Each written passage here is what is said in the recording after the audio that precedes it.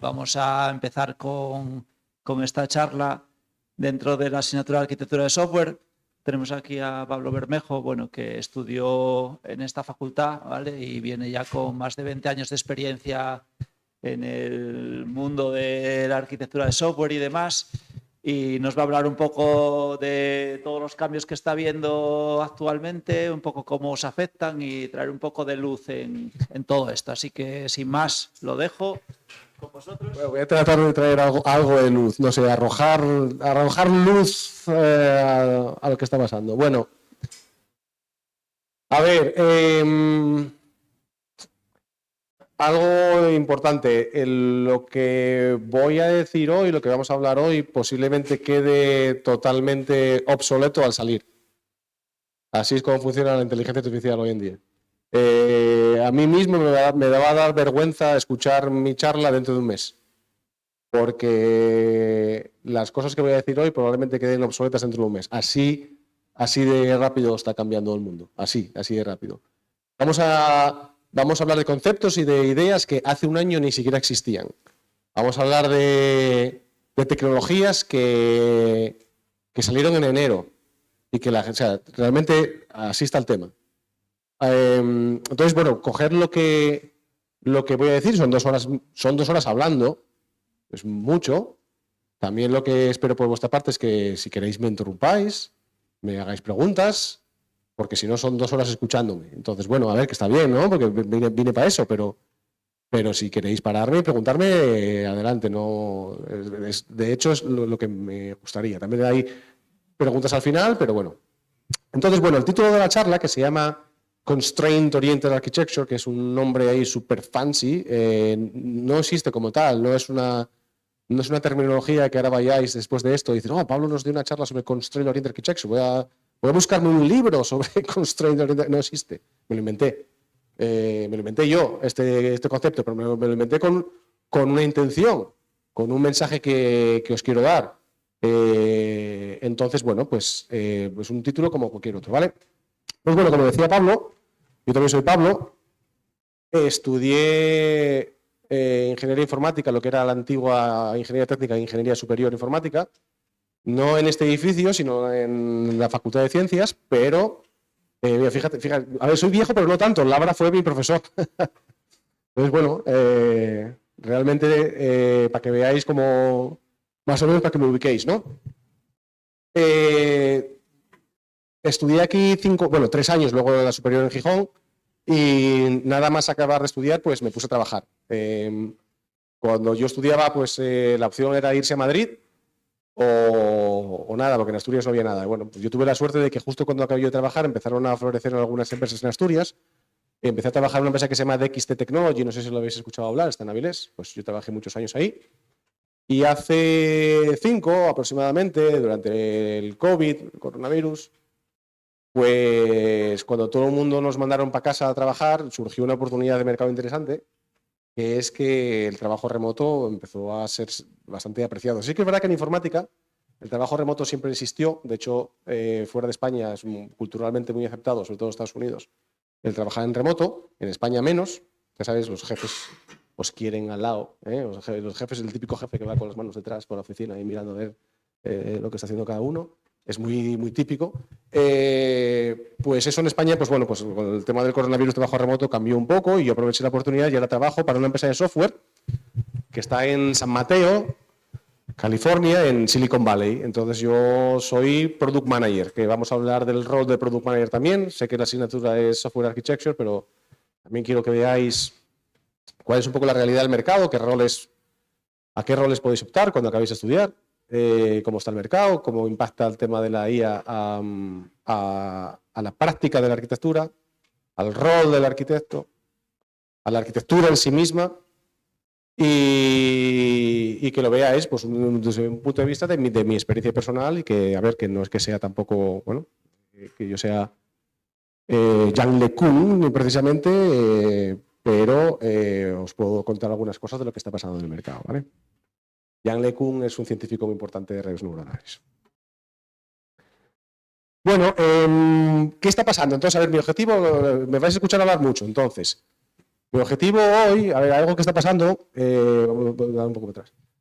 Algo se está cociendo con el tema de las IAs. Hay aquí algún tema candente. Estoy seguro que habéis escuchado que en el futuro ya no se necesitarán ingenieros informáticos, ¿no? Porque la IA nos va a quitar a todos el trabajo y que la IA va a escribir todo el código y que aquellos que estén estudiando informática, pues vaya putadón. Entonces yo, vengo a traeros un poco de luz y un poco a relajar este mensaje que tiene más de intención comercial que de realidad. Entonces, voy a hablar mucho, pero va a haber 3, 4 takeaways que quiero que cojáis de mi mensaje, que si no apuntáis nada a lo que digo bien, pero si apuntáis que sean 4 cosas que voy a decir y que os quede para siempre, si puede ser, ¿vale? Todo va a salir bien. Cuando salgáis vais a tener trabajo. Yo no me voy a quedar sin trabajo. Dentro de un año igual vengo aquí y digo, chavales, ¿os acordáis lo que os dije hace un año? No creo que pase eso y os voy a contar por qué, ¿vale? Hay mucho ruido ahí fuera. Os voy a dar un par de ideas de cómo separar el ruido de la señal. Como se dice en inglés, separate signal from noise, que es una figura interesante. Pero bueno, un mensaje de sentido común, un mensaje de tranquilidad, un mensaje basado en fundamentos, un mensaje basado en ciencia, un mensaje basado en experiencia y en ingeniería, no en intereses comerciales. Yo no trabajo para una empresa de inteligencia artificial, trabajo para una empresa de software que usa inteligencia artificial para hacer software y tiene productos de inteligencia artificial, pero yo no tengo ningún interés comercial, tengo un interés académico, por decirlo así, ¿vale? Entonces, ¿qué está pasando? ¿Conocéis términos como... Podéis levantar la mano, ¿eh? ¿Conocéis estos 3 términos? LLM, Reasoning LLM. ¿Conocéis? Que levante la mano quien conoce LLM. ¿Sabéis todos lo que es un LLM? Vale, tengo que explicarlo. Lo que es un Reasoning LLM, aquí menos. Bueno. ¿Y un agent o un agente? ¿Lo conocéis más o menos lo que es un agente? Vale. LLM, no tengo que explicarlo, función matemática. Básicamente, al final es una función en la que recibe un input como texto y genera un texto. Es una función que te genera una copia de una copia, por decirlo así, de una buena forma, ¿no? Un Reasoning LLM no es más que un LLM en el que en el parte del entrenamiento se le ha inyectado razonamiento, se le ha inyectado justificaciones, a cholón, mogollón. Entonces es capaz de luego, en tiempo de inferencia, es decir, cuando tú le haces una pregunta, es capaz de consultar dentro, internamente, ese razonamiento que fue usado para su entrenamiento. ¿Vale? Entonces, al final no es un LLM que tenga un bucle for ahí que se inyecta a sí mismo, no es un agente. No es más que un LLM, es decir, sigue siendo una función matemática, recibe un texto como input y genera otro texto como output, y cuando digo textos es porque estamos hablando de LLMs, Large Language Models. Entonces, al final no es más que texto, un input, pues en multimodal, pues una imagen, ¿vale? Pero te genera también un chorrón. Recibe tokens de input más que texto. Venga, vamos a cambiarlo por tokens. Recibe tokens de input y genera tokens de output, ¿vale?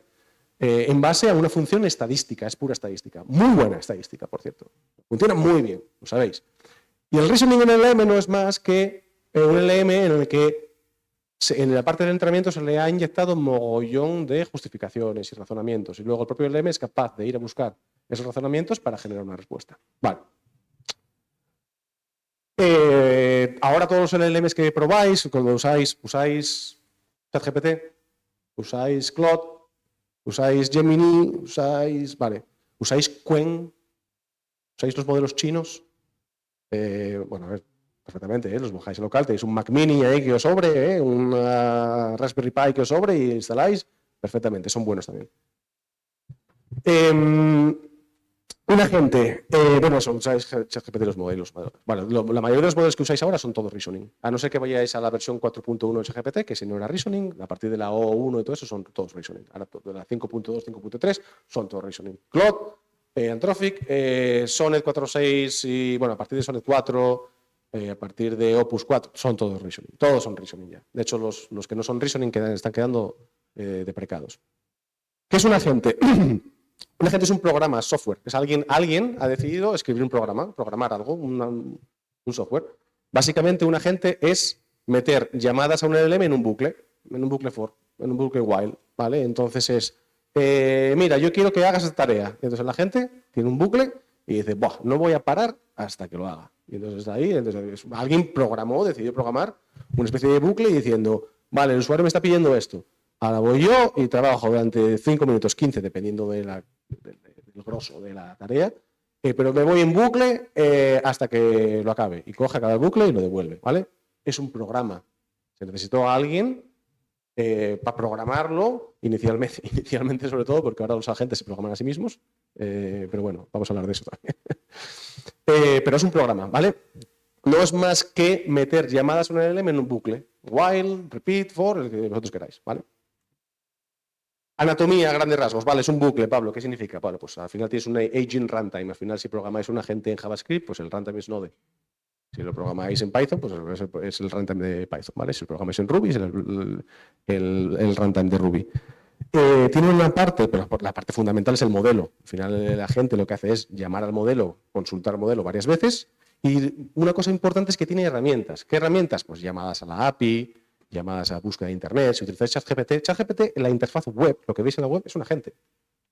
Al final cuando le dices, búscame qué pasó ayer con Vinicius, y entonces el tío coge y utiliza una llamada a web search como tool y te dice lo que pasó ayer con Vinicius. Y entonces a lo mejor tú dices, no, quiero que utilices esta... O sea, la gente tiene una serie de herramientas a su disposición, como por ejemplo CLIs, llamadas de líneas de comando, APIs. La gente utiliza las herramientas que tiene a su disposición para ejecutar la tarea que tiene a cargo, que es la que tú le dijiste.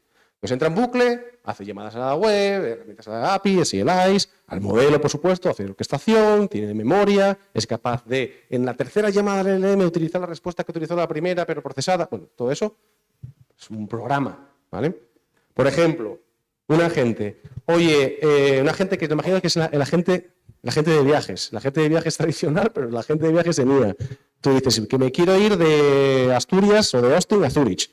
Entonces la gente dice, vale, esta persona quiere ir lo que realmente quiere es buscar un vuelo. Eso lo que hace es, consulta al modelo que está por debajo, el LM, y dice, ¿qué quiere hacer esta persona? El modelo le dice, oye, que esta persona quiere hacer un viaje. Ah, quiere hacer un viaje, estupendo. Pues ya que quiere hacer un viaje, voy a buscarlos. Y utiliza a lo mejor la herramienta de búsqueda de vuelos. Y devuelve la primera herramienta y dice, aquí tienes 5 vuelos de Austin a Zurich. Y entonces la gente piensa. Cuando digo piensa, ¿vale? No piensa, pero escoge, interpreta la salida y dice, vale. Aquí hay muchas opciones. ¿Cuál debería presentar el usuario? Bueno, voy a asumir que el usuario realmente quiere la opción más corta o lo que cueste menos dinero. Bueno, entonces voy a llamar ahora a la herramienta de costes, y entonces coge esta herramienta. Entonces entra en bucle hasta que resuelve la tarea. Tiene autonomía. Una de las características principales de los agentes es la autonomía. Tú estos pasos que acabo de decir no tienes que decírselos, los hace el agente solo. De tal forma que al final, tú después de 5 minutos, el agente te dice, aquí tienes los vuelos. Entonces tú lo que pasó dentro no sabes, no lo conoces, pero ha pasado algo y es el agente utilizando herramientas y llamadas al modelo para darte la tarea.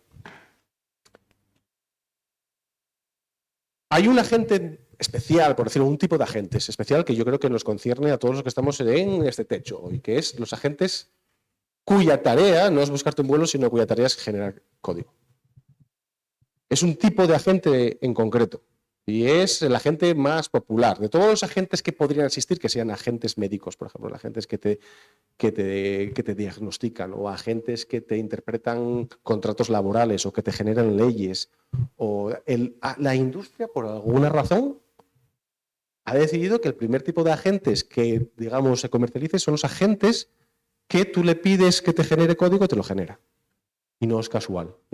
Vamos a hablar de ello por la razón por la que no es casual. Y esos agentes se llaman agentes de código.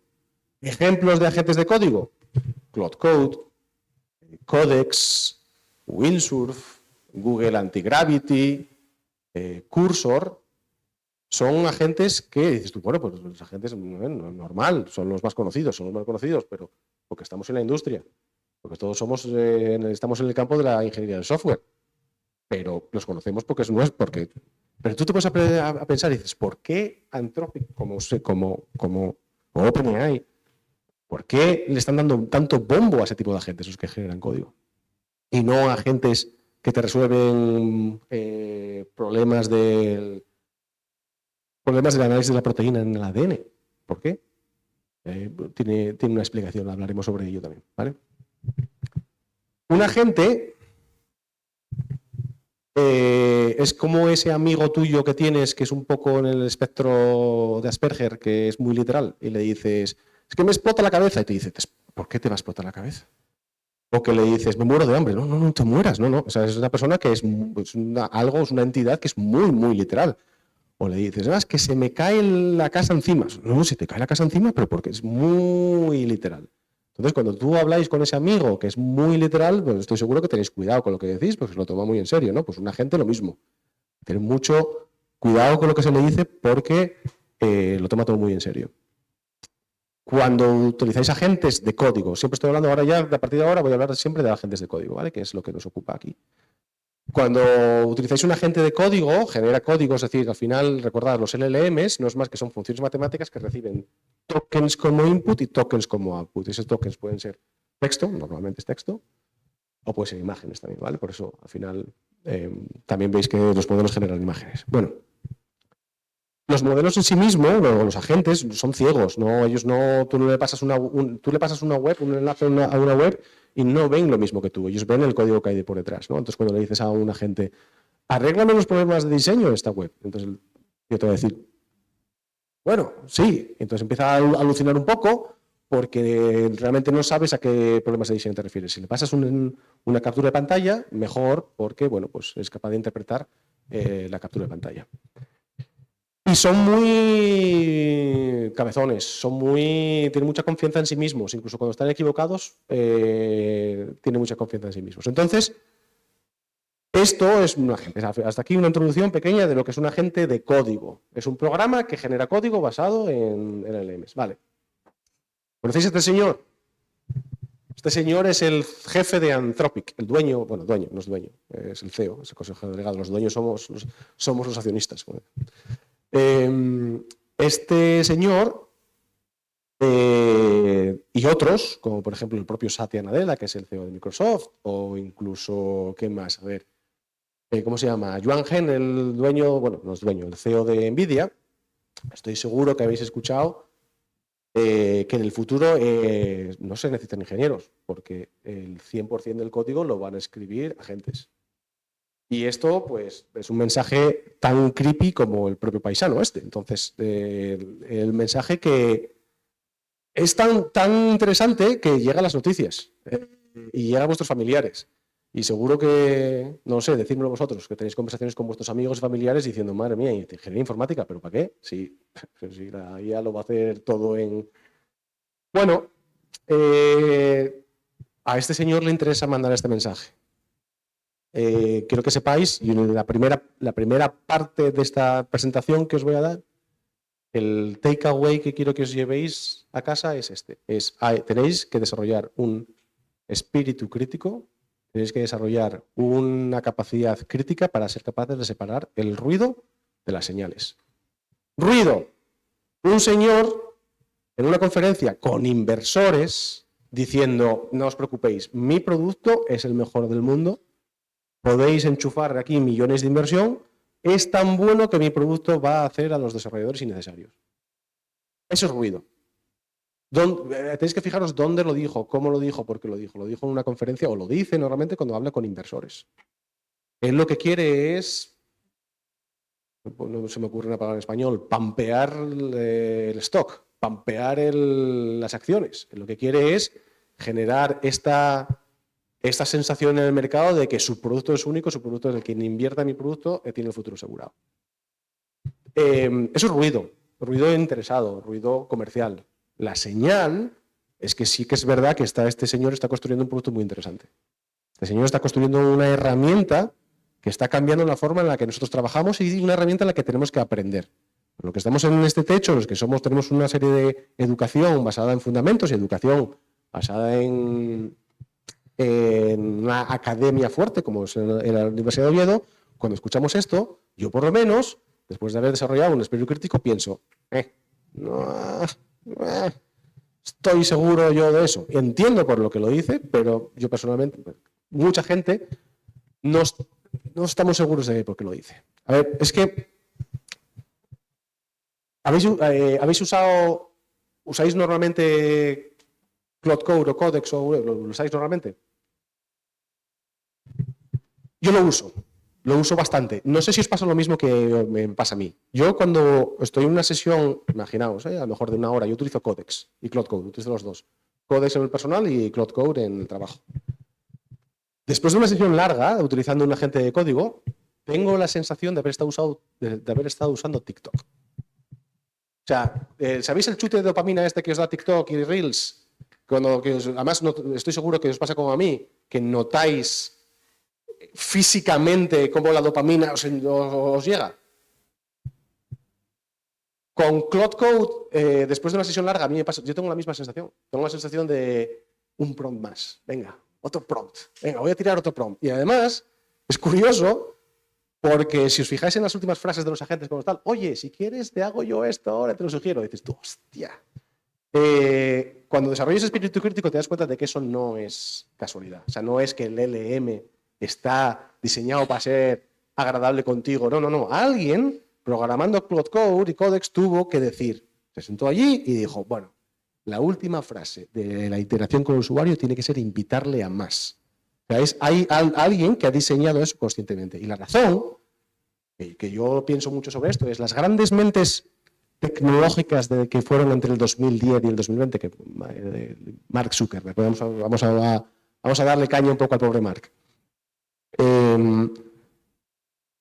Diseñaron unos sistemas conscientemente para hacernos adictos a ellos.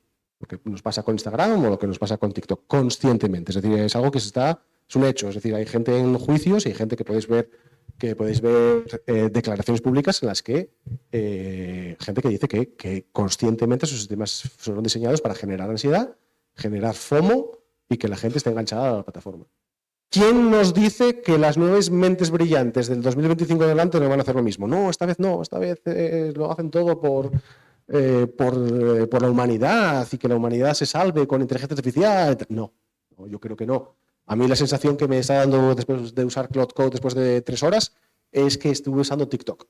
No sé si os pasa a vosotros, pero estar atentos, porque eso yo he aprendido con los años a unir y a trazar y unir las cosas. Y una de las cosas a las que estoy uniendo es que eso veo un interés comercial, es decir, veo que al que desarrolla la plataforma le interesa que yo me quede, que siga gastando tokens. Por cierto, que los tokens cuesta dinero, que lanzar un prompt más no es gratis, que al final cuesta dinero. Entonces, pero lo que quiero decir es que veo que detrás de todo esto, al final es un producto lo que estoy usando y todo producto tiene un objetivo de ganar dinero y todo tiene un interés comercial. Entonces, mensaje principal de esta parte de que os quiero decir.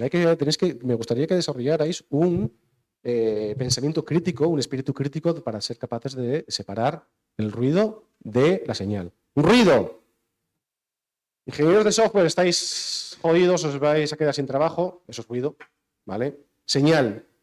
Ostras, hay aquí una herramienta muy interesante que va a cambiar la forma en la que trabajo, tengo que aprenderlo, ¿vale? Si esto fuera verdad, ¿qué nos queda? Y cuando digo que nos queda, vosotros sois estudiantes, yo estoy trabajando. Lo peor de los casos es acabáis de estudiar, no tenéis trabajo, y en el peor de los casos yo el año que viene me quedo sin trabajo. Sinceramente no creo que vaya a pasar.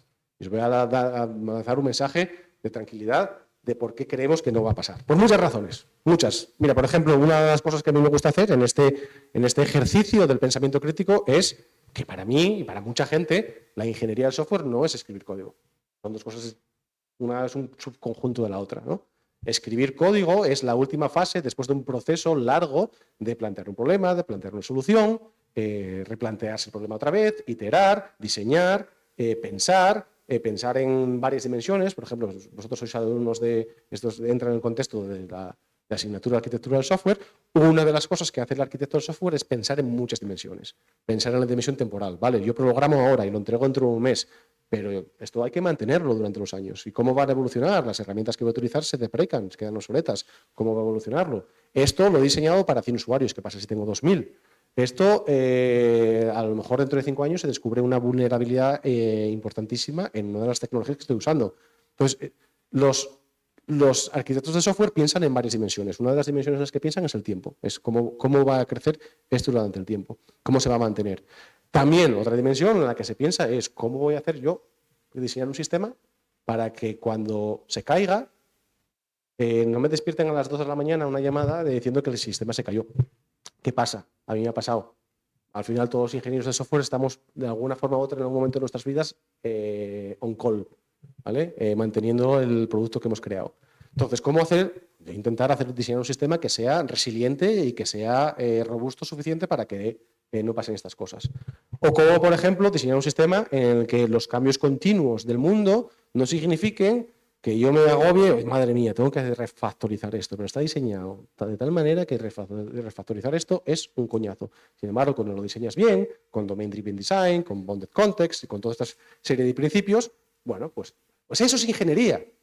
Ya, fijaos que nada de lo que he dicho es escribir código, nada de lo que he dicho es escribir código, es la fase en la que todo esto coges y lo pones en instrucciones a la máquina.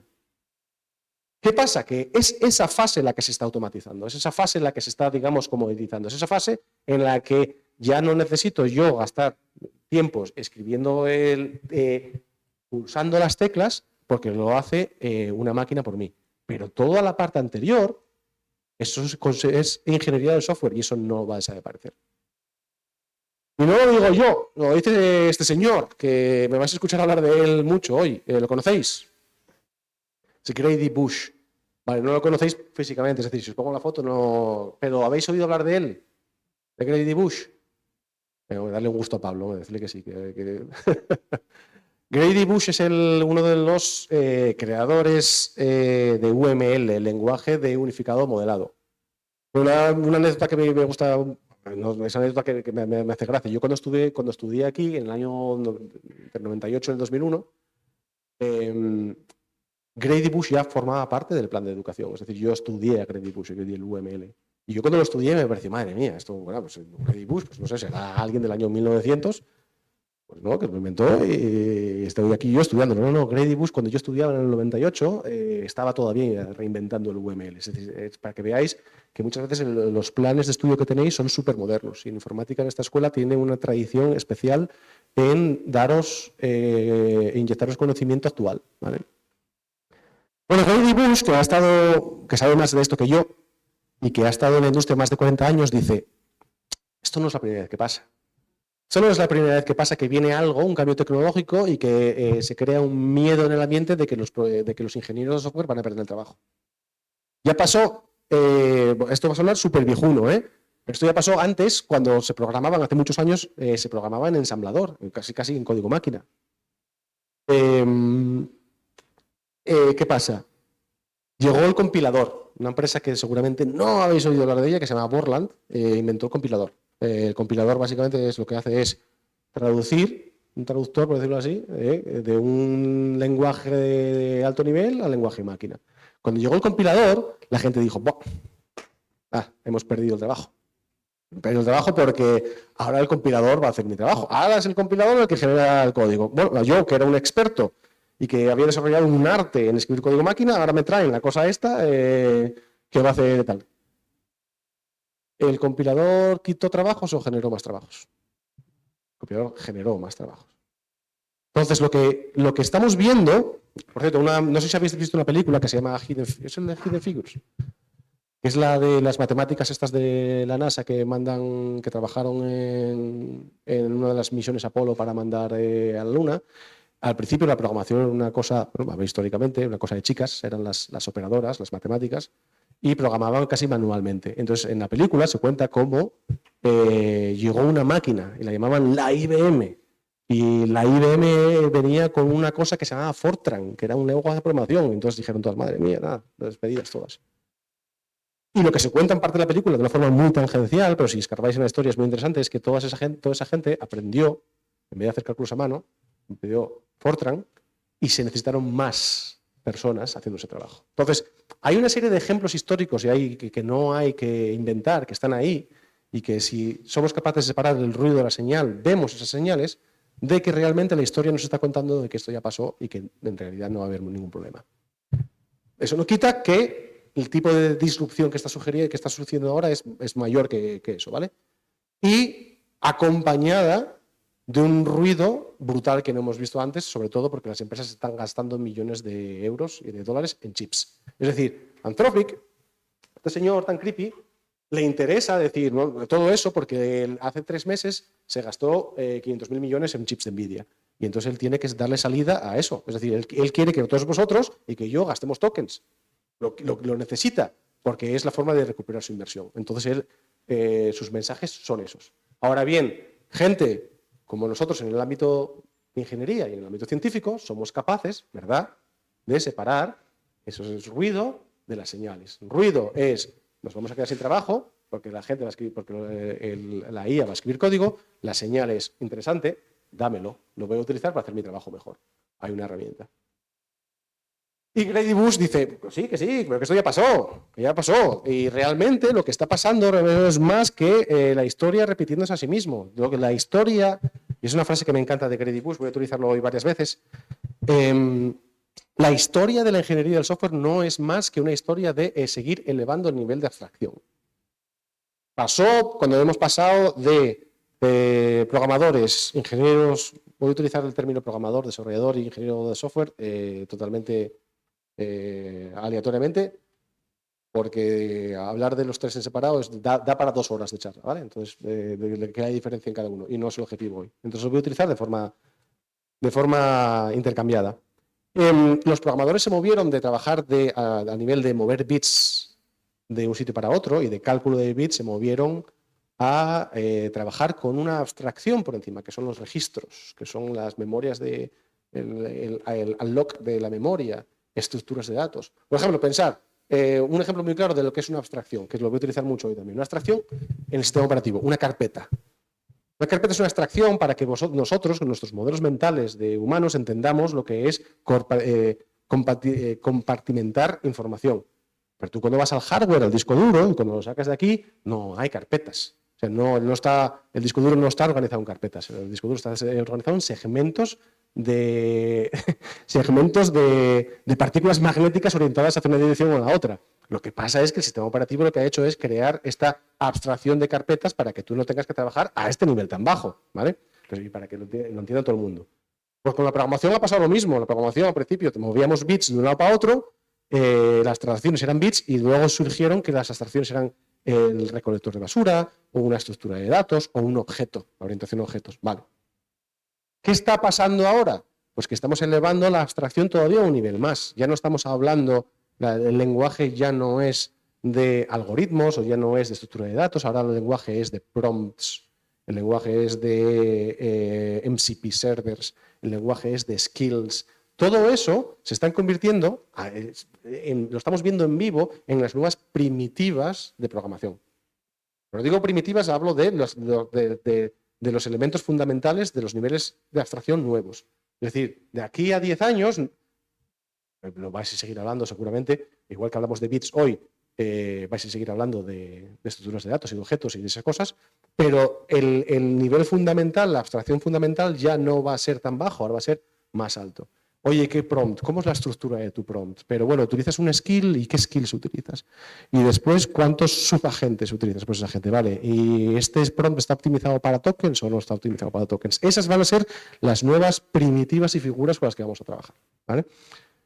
Pero no es más que programar en inglés, por decirlo así, ¿vale? De una forma muy exagerada. Y mira, yo fui testigo, porque todo esto es tan interesante que parece que los leí en un libro.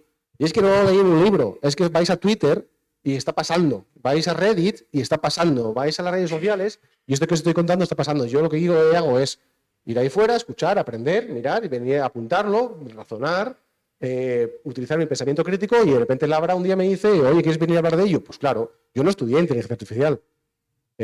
Todo esto lo sé, pues porque, bueno, lo vamos a hablar después, porque yo estudié en la Escuela de Ingeniería Informática, que me ayudó a desarrollar un pensamiento crítico y a crear una base sólida de fundamentos en la que a partir de ahora todas esas cosas que vengan yo soy capaz de entenderlas, de asimilarlas, de razonarlas, ¿vale?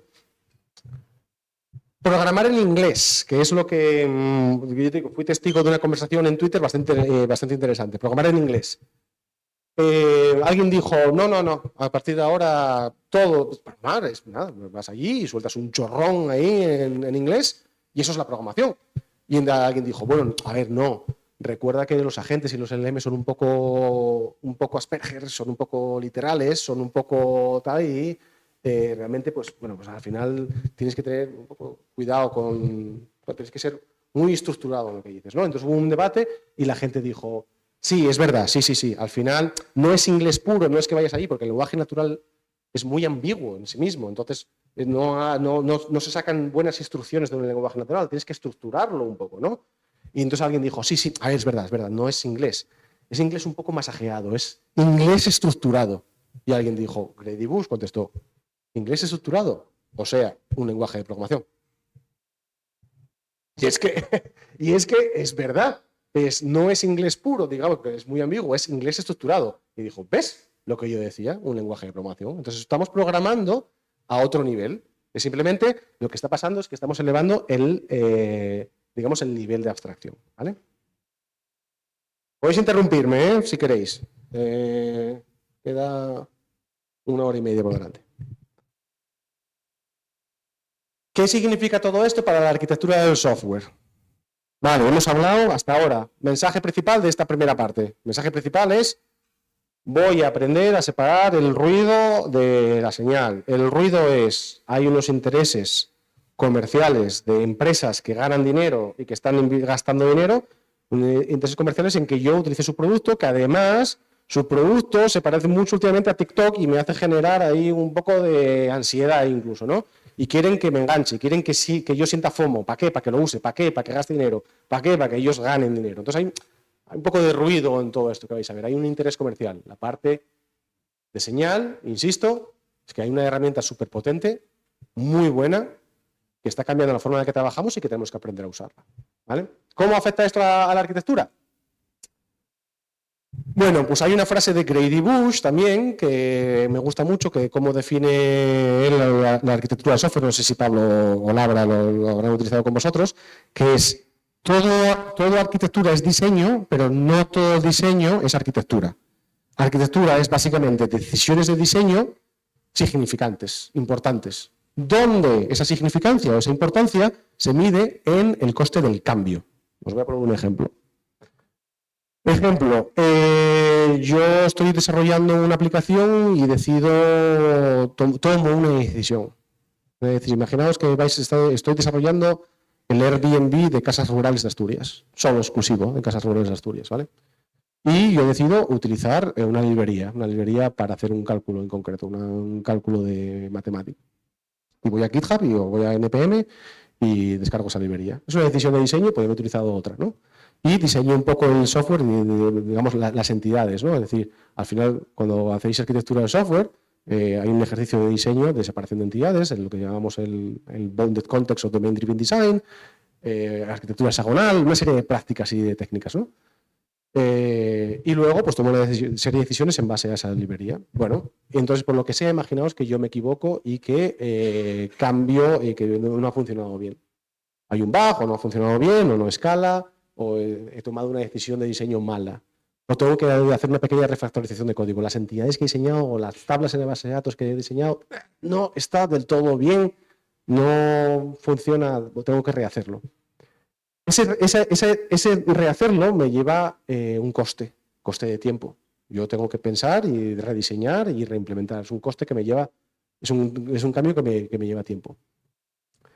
Un cambio así normalmente se puede marcar en un cambio de coste pequeño, porque la decisión que tomé, deshacerla, no me cuesta nada, ¿vale? Pero cuando la decisión de diseño es estructural y deshacerla me lleva mucho, estoy metiéndome en el campo de la arquitectura. Un ejemplo, imaginaos que yo decido hacer esta aplicación y meterla en AWS, ¿vale?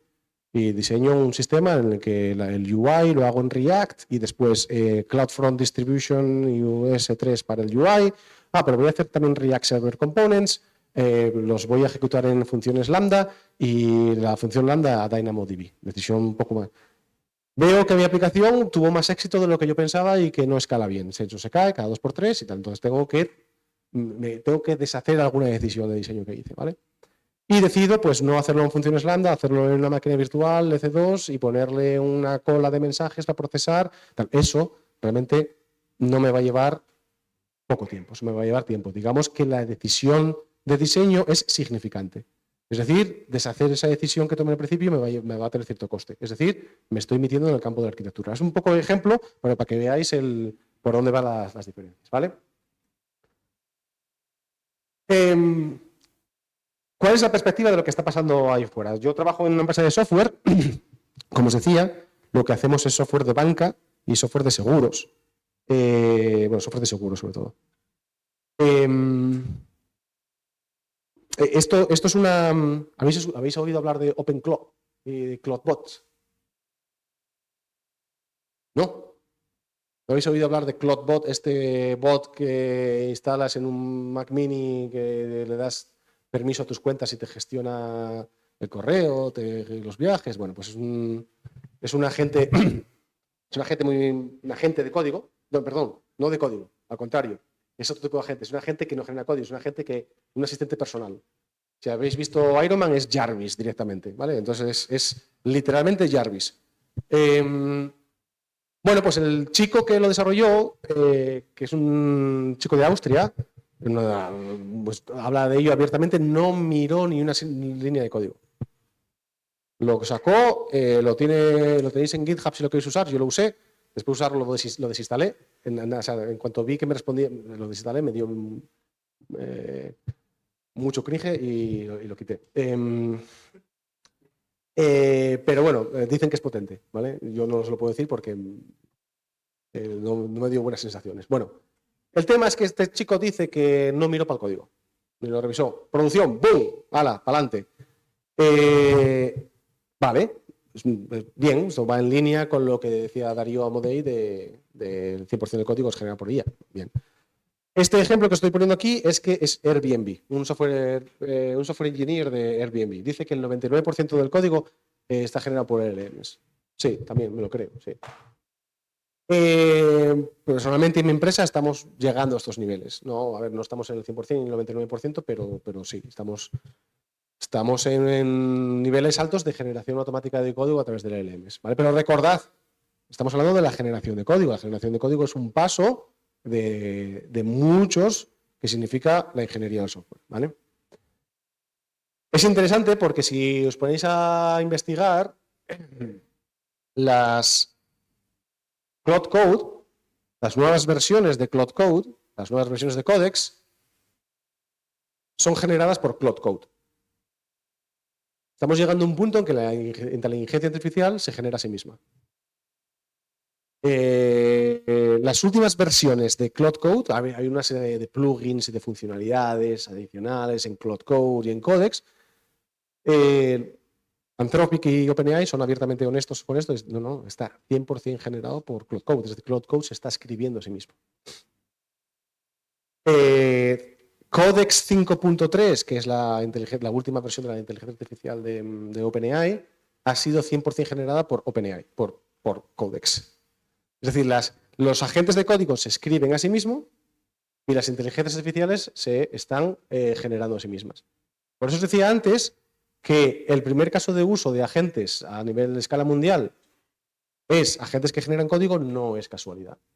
Es decir, estas empresas lo que están haciendo es, si soy capaz de resolver el problema de escalar la inteligencia artificial de una forma así, en modo stick de hockey, y yo quiero hacerlo, como empresa quiero hacerlo, ¿qué problema resuelvo primero? Bueno, resuelvo el problema de la generación de código y a partir de ahí, interés compuesto.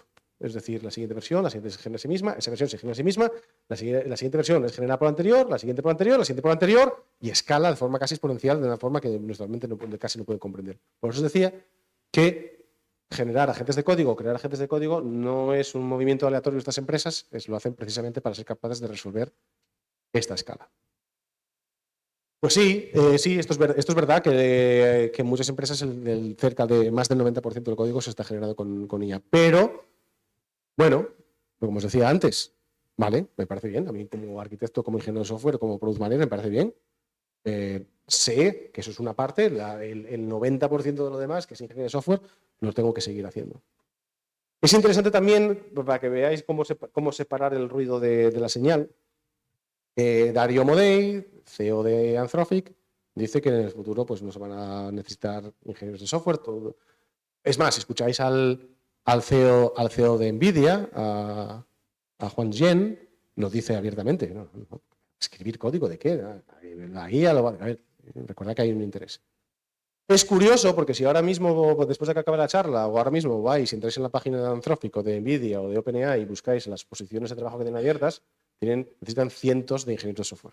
Entonces, ¿cómo es capaz de que tú tengas a tu CEO diciendo al mercado que no se necesitan ingenieros de software y luego vas y a los job postings, las ofertas de trabajo, ves que se necesitan cientos? ¿Por qué? Bueno, la gente que estamos en este mundillo y que sabemos que enfocamos esto desde un punto de vista de fundamentos, práctico, científico, de ingeniería, sabemos separar el ruido de la señal, ¿vale? Y eso es la primera parte o sea, todo esto que estoy diciendo, take away, os lo apuntáis en el móvil donde queráis, ¿vale? A tener espíritu crítico, pensamiento crítico, separar ruido de la señal. Hay mucho ruido en la industria y hay una señal. La señal es que hay una tecnología nueva que tiene una pinta súper interesante para mí para usar, ¿vale? Y que está cambiando la forma de... ¿Cómo es esta forma de trabajar? ¿Cómo está cambiando la forma de trabajar? Bueno, a ver, mira, la parte de arriba, esa línea que veis ahí, que pone intención, build, test, release, es a grandes rasgos cómo se construye software. Es decir, primero identificas, muy grandes rasgos, primero identificas qué problemas quieres resolver, vas a un cliente o vosotros decís, aquí hay una necesidad de mercado. Airbnb de casas rurales de Asturias, esto lo va a petar. ¿Cómo llegáis a esas conclusiones, a esas necesidades? Eso no tiene nada que ver con la ingeniería del software, eso tiene más que ver con vuestra visión del mundo. Y después es la fase de construcción, ¿vale? Construir el artefacto, construir lo que es el sistema, la aplicación. Por supuesto, hay que validarlo y hay que sacarlo al mundo, hay que hacer la release, hay que sacarlo al mundo. Tengo que desplegar en un proveedor, cloud o hosting, lo que tú quieras, y hay que sacarlo al mundo, ¿vale? Entonces, a grandes rasgos, eso es muy grandes rasgos, insisto. Eso es cómo se construye software. Lo que está cambiando es la fase del build, lo que está cambiando es cómo se construye. Hasta ahora, cómo se construía, pues tenías un equipo, un product manager, hablaba con clientes, ponía especificaciones, las escribía en documento, o varios documentos, en un Jira, user stories, bla, bla, bla. Las dividía en fases, bla, bla, bla. Tenías un arquitecto que te hacía un análisis de un diseño de alto nivel, diagramas UML, documentos Word, requerimientos funcionales, requerimientos no funcionales, investigación, POCs, ¿verdad? Y tenías un ingeniero que cogía todo eso y trabajando en equipo, pues construía la aplicación y todo eso suena, a ver, sí que es verdad que esas líneas todavía son muy difusas. ¿No? A día de hoy el ingeniero no es que reciba un trozo de papel y se ponga a picar código, participa en las otras partes también. Pero bueno, a grandes rasgos estoy exagerando, estoy hiperbolizando para hacer un punto, ¿vale? La parte de build ahora ya no es eso, la parte de build ahora es hablar con un LLM. Es decir, oye, mira, que tengo que construir esto, ¿qué vamos a hablar? Utilizar un enfoque socrático con el LLM para explicarle el problema que quiere resolver. El LLM, si le pides que te haga preguntas, te hace preguntas muy buenas. Te hace preguntas que tú ni siquiera tú mismo te preguntaste. Entonces, primero, pues es tener una charla, seguro que habéis oído del plan mode, es decir, modo planificación, en el que antes de sentarte a generar código planificas. ¿Qué planificas? Pues a lo mejor planificas la creación de un documento de especificaciones. ¿Cómo? Pues con un enfoque socrático, como os decía, con el LM, empiezas a hacer preguntas de vuelta y tal, y eso va generando una conversación. Y al final de la conversación le dices, bueno, vamos a hacer un diseño. Estoy pensando en hacer un diseño altamente optimizado para el rendimiento. Una caché súper optimizada porque quiero que sea el sitio más rápido del mundo. Entonces el LM te va a decir, bueno, que tenemos diferentes estrategias, ¿cuál hacemos? Entonces entras en una conversación como si fuera un compañero de trabajo. Entonces empiezas a crear una especificación de la forma que al final iteras en todo sobre eso y al final tienes un documento de especificaciones que se lo pasas al LM para que te genere el código. Pero todos esos pasos, el 1, 2, el 3 que tengo aquí, si no tienes conocimiento, si no tienes fundamentos, si no sabes lo que estás haciendo, al final la calidad del output va a sufrir muchísimo. Os pongo un ejemplo. Vosotros vais a Codex, a Cloud Code, y le dices textualmente, constrúyeme el siguiente Airbnb para casas rurales de Asturias. No tengas fallos. Enter. Pum. Y te echas para atrás Te lo va a intentar hacer, ¿eh? Después de 16 minutos vais al gimnasio y volvéis y lo tenéis hecho, ¿eh? Sí, sí. Ahora pensad, la seguridad de eso, como sí, estoy hablando de un Airbnb de Casas Rurales de Asturias, pero oye, ahí no hay temas de seguridad personal, pero si no hago eso, lo que quiero hacer es una página web o un sistema de compra de defensa personal o formación de defensa personal o lo que sea, ¿no? Entonces, lo que quiero decir es que hay una serie de cosas que la IA, como tú no le diste guidelines, como tú no le diste input, va a ir por su cuenta y va a hacer lo que ella quiera, porque están creadas por diseño para satisfacer lo que le pidas. Entonces, si tú le pides, créame el siguiente Airbnb de Casas Rurales de Asturias, no te va a decir, para, no, hombre, vamos a ver. Es un poco, a ver, pero Omar, vaya pron de mierda que me diste, no te va a decir eso, te va a decir, sí, a la orden, jefe. Entonces, ¿qué pasa? El sistema que vas a tener de vuelta no va a ser robusto, probablemente no sea seguro, probablemente los pagos que te haga la gente a través del sistema, a saber dónde va ese dinero, igual se guarda un 5% en la propia cuenta cripto que se creó el propio agente, que puede pasar. Es uno de los problemas que pasó con OpenClaw. OpenClaw, este agente que es este Jarvis asistente personal, resulta que, en teoría, lo que dice la gente es que están creando su propio lenguaje, su propia infraestructura, sus propias cripto, su propio mecanismo de intercambio entre ellos, bueno, una serie de paranoias, ¿no? Pero tú lo que quieres es que la aplicación que te genere, recordad, lo que quieres es un sistema empresarial robusto, seguro, que sea fácil de mantener, una serie de criterios, fundamentos de arquitectura que quieres que se cumplan. Para esos lo tienes que decir. Si no se lo dices, te lo va a hacer. Es decir, si tú no le dices nada de eso, créame el siguiente Airbnb, después de 15 minutos lo tienes, pero no va a ser seguro, no va a escalar, no va a ser robusto. Entonces, al final, lo que quiero decir con esto, la frase que tengo ahí en azul, es importante, que es la calidad de lo que obtienes de estos agentes, de la inteligencia artificial, es directamente proporcional, es una función del LM que escojas, ¿sí? Del agente de código que escojas, pero también de tu input. La calidad de tu input tiene un peso importantísimo en la calidad del output. Hay muchísima diferencia entre decirle build the next Airbnb, make no mistakes, a decirle, mira, aquí tengo mi documento de especificaciones, esta es la arquitectura que yo tengo, esta es la caché que yo quiero para que sea performant, este es el sistema de seguridad, vamos a tener cuidado con la autenticación, el sistema de pagos lo quiero tal, y es, hostia, para poder hacer eso tengo que saber lo que hago, ¿no? Es decir, no es que alguien sin conocimientos de ingeniería de software pueda hacerlo, no, lo necesitas. Por eso estáis aquí. Estáis aquí precisamente para desarrollar esos conocimientos para luego utilizar la herramienta. Entonces, ¿os vais a quedar sin trabajo? Pues, sinceramente, yo creo que no. Pues igual, seguramente os da igual lo que yo crea, pero, vamos a decirlo de otra forma, todo apunta a que no. Todo apunta a que hay una serie de intereses comerciales y la historia nos ha contado que la ingeniería del software es algo más, ¿vale? Y la arquitectura del software es algo más. Esto está relacionado a esto que acabo de decir. Ya vamos entrando en materia de lo que es la constraint, esta que me inventé, Constraint Oriented Architecture. Tengo que mirarlo porque ni yo mismo sabía lo que. Básicamente es que tú cuando estás hablando con el código, con el coding agent o con el LM, lo que estás dando, si os dais cuenta de esto que acabo de decir ahora, son restricciones, son guardarraíles. Todo esto, hay diferentes nombres hoy en día para referirse a ellos. Contexto. Vais a utilizar la palabra context. La vais a escuchar muchísimo.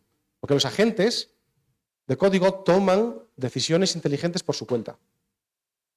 Pero la calidad de la decisión está altamente influenciada por el contexto en el cual la toma, por la información que tiene para tomarla. Y vosotros sois los encargados de inyectar ese contexto a los agentes para que tomen la mejor decisión. Ese contexto en vuestro ámbito es diseño, es restricciones, es haz esto y no lo otro. Una cosa que estamos viendo, los que usamos Coding Agents mucho, es que funciona tan bien decirle lo que no tiene que hacer como lo que tiene que hacer y ponerle ejemplos de lo que tiene que hacer como de lo que no tiene que hacer. ¿Por qué? Al final pensad que un LLM ha sido entrenado con el conocimiento global, absoluto, de toda la humanidad, ¿vale? Entonces, es capaz de hacer todo. Insisto, si tú le dices, construyeme el siguiente Booking.com, make no mistakes, lo va a intentar hacer. ¿Por qué? Porque tiene la capacidad para hacerlo. Pero al final, no queremos que haga eso porque sabemos que no va a ser robusto. Entonces, tenemos que inyectarle conocimiento adicional, contexto adicional, para que tome las mejores decisiones en la construcción autónoma. Ese contexto, esa información, lo tiene la gente que ha aprendido los fundamentos, es decir, la gente que sabe cómo funciona la caché, la gente que sabe cómo una seguridad, la gente que sabe cómo funciona el Domain Driven Design, la gente que sabe cómo diseñar su software para que sea escalable y nadie le despierte a las 2 de la mañana porque se ha caído. Entonces, al final, lo único que estamos haciendo es diseñar, la arquitectura sigue en pie, es decir, la práctica de la arquitectura sigue ahí, la práctica de la ingeniería del software sigue ahí, lo que pasa es que expresamos eso de una forma distinta, estamos utilizando diferentes artefactos. Antes, lo que hacíamos era pues diagramas de UML, secuencia, colaboración, clase, un documento. Muchas empresas tienen documentos de arquitectura, que son plantillas, que se llaman blueprints, en el que pones requerimientos funcionales, requerimientos no funcionales, entidades, modelo de relación, una plantilla de arquitectura, ¿no? Y muchas de estas cosas. Ahora, esos artefactos hay que transformarlos en un CloudMD, en Markdown Documents, ¿no? Al final, al parecer, no sé, los agentes y las LLM son muy buenos interpretando Markdown. Entonces ahora lo que estamos viendo es que todo esto, este contexto, esta información experta, que vosotros sois los expertos, funciona muy bien cuando se le enchufa en forma de Markdown. ¿Os acordáis? Eso que os decía antes, bueno, Pablo, es programar en inglés estructurado. Es decir, la estructura de lo que contáis, del contexto que inyectáis a la gente, esa estructura es importante. Eso es programación, estás casi programando, ¿no? Entonces, eso es lo que ha cambiado. Lo que no ha cambiado en absoluto son los principios de arquitectura. Es decir, yo quiero diseñar un sistema que sea que tenga poco acoplamiento, ¿no? que tenga bajo acoplamiento, que tenga alta cohesión y que tenga un diseño de entidades. Por ejemplo, en el ejemplo que os pongo de Airbnb para casas rurales, pues yo quiero diseñar un sistema en el que el dominio, pues bueno, tengo las casas, tengo el usuario, el host, el que paga, o tengo el concepto de pagos. Entonces, diseñas un sistema en torno a eso. Quieres que el sistema, en diferentes capas de abstracción del diseño, pues cada capa sea que tenga alta cohesión y bajo acoplamiento para que seas capaz de reemplazarlo en el futuro si tu sistema crece. Una serie de principios de arquitectura del software que no han cambiado. Los tienes que seguir utilizando. Y lo que pasa es que ahora lo expresamos de una forma distinta y los utilizamos de una forma distinta. Se lo damos a la gente de código. Bueno, a ver, aquí hay mucha teoría. ¿Qué deciros de esto? Hay una práctica en arquitectura, que también lo veréis, que es lo que se llama las fitness functions, que no es más que testeo para arquitectos, ¿vale? Vamos a decirlo así, que es un testeo de que tu arquitectura funciona y que en un cambio de arquitectura tu sistema sigue funcionando bien. Bueno, pues ahora, estas tres cosas que vengo aquí, que normalmente sí, siempre han estado alrededor, se está convirtiendo en más importante que nunca, porque realmente, si os paráis a pensar, si la IA genera el 99% del código y estamos en un mundo en el que revisar código, todavía no sabemos qué es lo que es, revisar código, al final nos vamos a centrar mucho en testear el output final. Es decir, esto es el input que yo le di, requerimientos funcionales, arquitectura de alto diseño, o sea, diseño de alto nivel. A mí lo que me interesa saber es testear, saber si lo que ha hecho está bien o mal. Entonces ahí va a entrar en conceptos como los evals, que vais a escuchar también mucho en el futuro.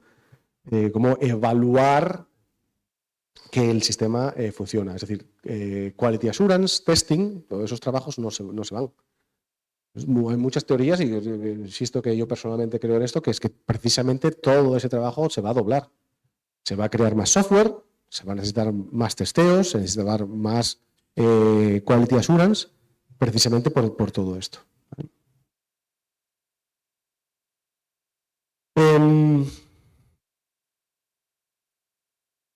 Vamos a hablar un poco me acaba de venir a la cabeza, vamos a meternos un poco más en profundidad en lo que es la revisión del código.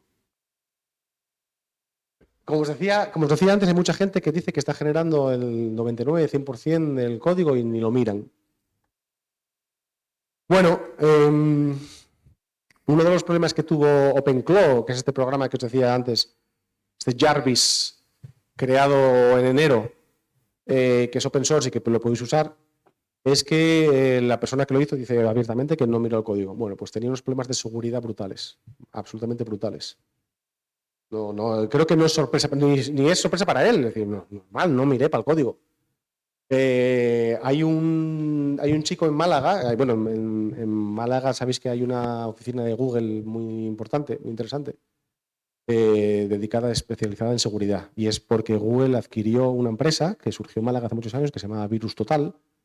Yo soy muy viejuno como para acordarme de Virus Total, pero esa empresa fue adquirida por Google y el chico que la lleva, que se llama Bernardo Quintero, que es muy popular en España, pues se ofreció precisamente a hacer un análisis de código y un análisis de seguridad a este sistema que el creador dijo que no había mirado para el código, y evidentemente se encontraron unos problemas de seguridad enormes.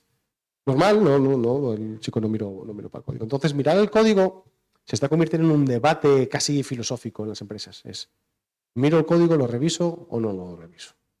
Y hay, bueno, pues a ver, yo no vengo aquí a daros una respuesta porque esto que os estoy contando es actualmente una discusión que estamos teniendo incluso en vivo en la empresa en la que trabajo.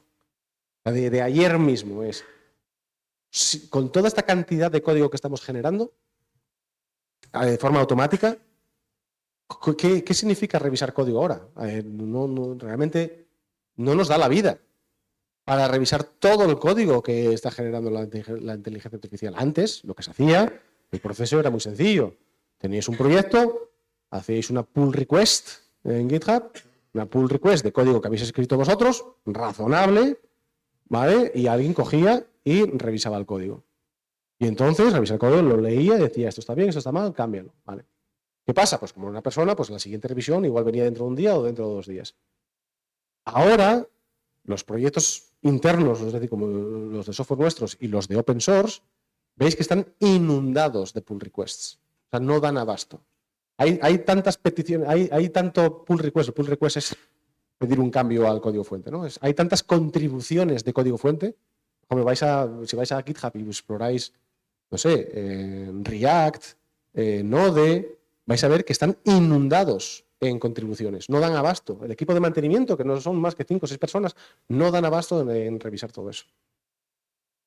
Entonces hay mucho debate interesante, es decir, ¿cómo va a escalar todo esto? Es decir, en el futuro, ¿cómo va a ser la revisión de código? Nadie lo sabe, o sea, no tengo una respuesta para vosotros. Vengo a deciros que esos debates están pasando y os traslado los debates que no son de la calle, sino realmente de lo que están pasando en las empresas. No sabemos, no tenemos ni idea de cuál es el futuro de la revisión de código cuando en vez de tener 2 pull requests a la semana tienes 57 o 125, no lo sabemos. Pero algo tiene que cambiar.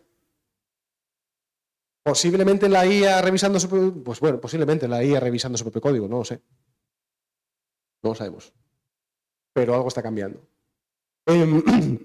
Y es algo interesante porque, mira, algo que nos dicen mucho en la escuela o en general, y que yo lo repito mucho, lo repetí en la anterior charla, en el anterior turno, es que posiblemente os vais a pasar el 50% de vuestra carrera profesional como ingenieros de software revisando código y leyendo código. O sea, leer código es tan importante como escribirlo. O sea, estáis muy normal que estéis muy centrados en construir y en aprender cómo escribir código, pero tan importante es escribirlo como saber leerlo. Y os vais a pasar la mitad de la... Por lo menos hasta ahora,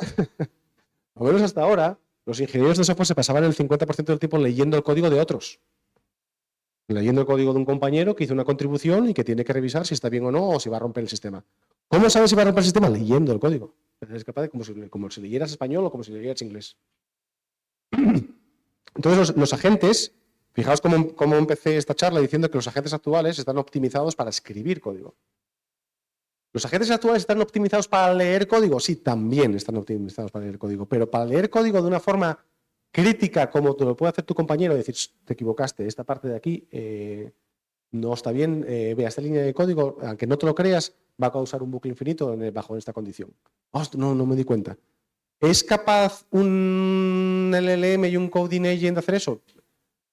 Están en ello también. ¿Dejarías a un LLM y a una inteligencia artificial revisar ese tipo de cosas? ¿Dejarías en manos de ellos? Estamos ya rozando la parte ética también.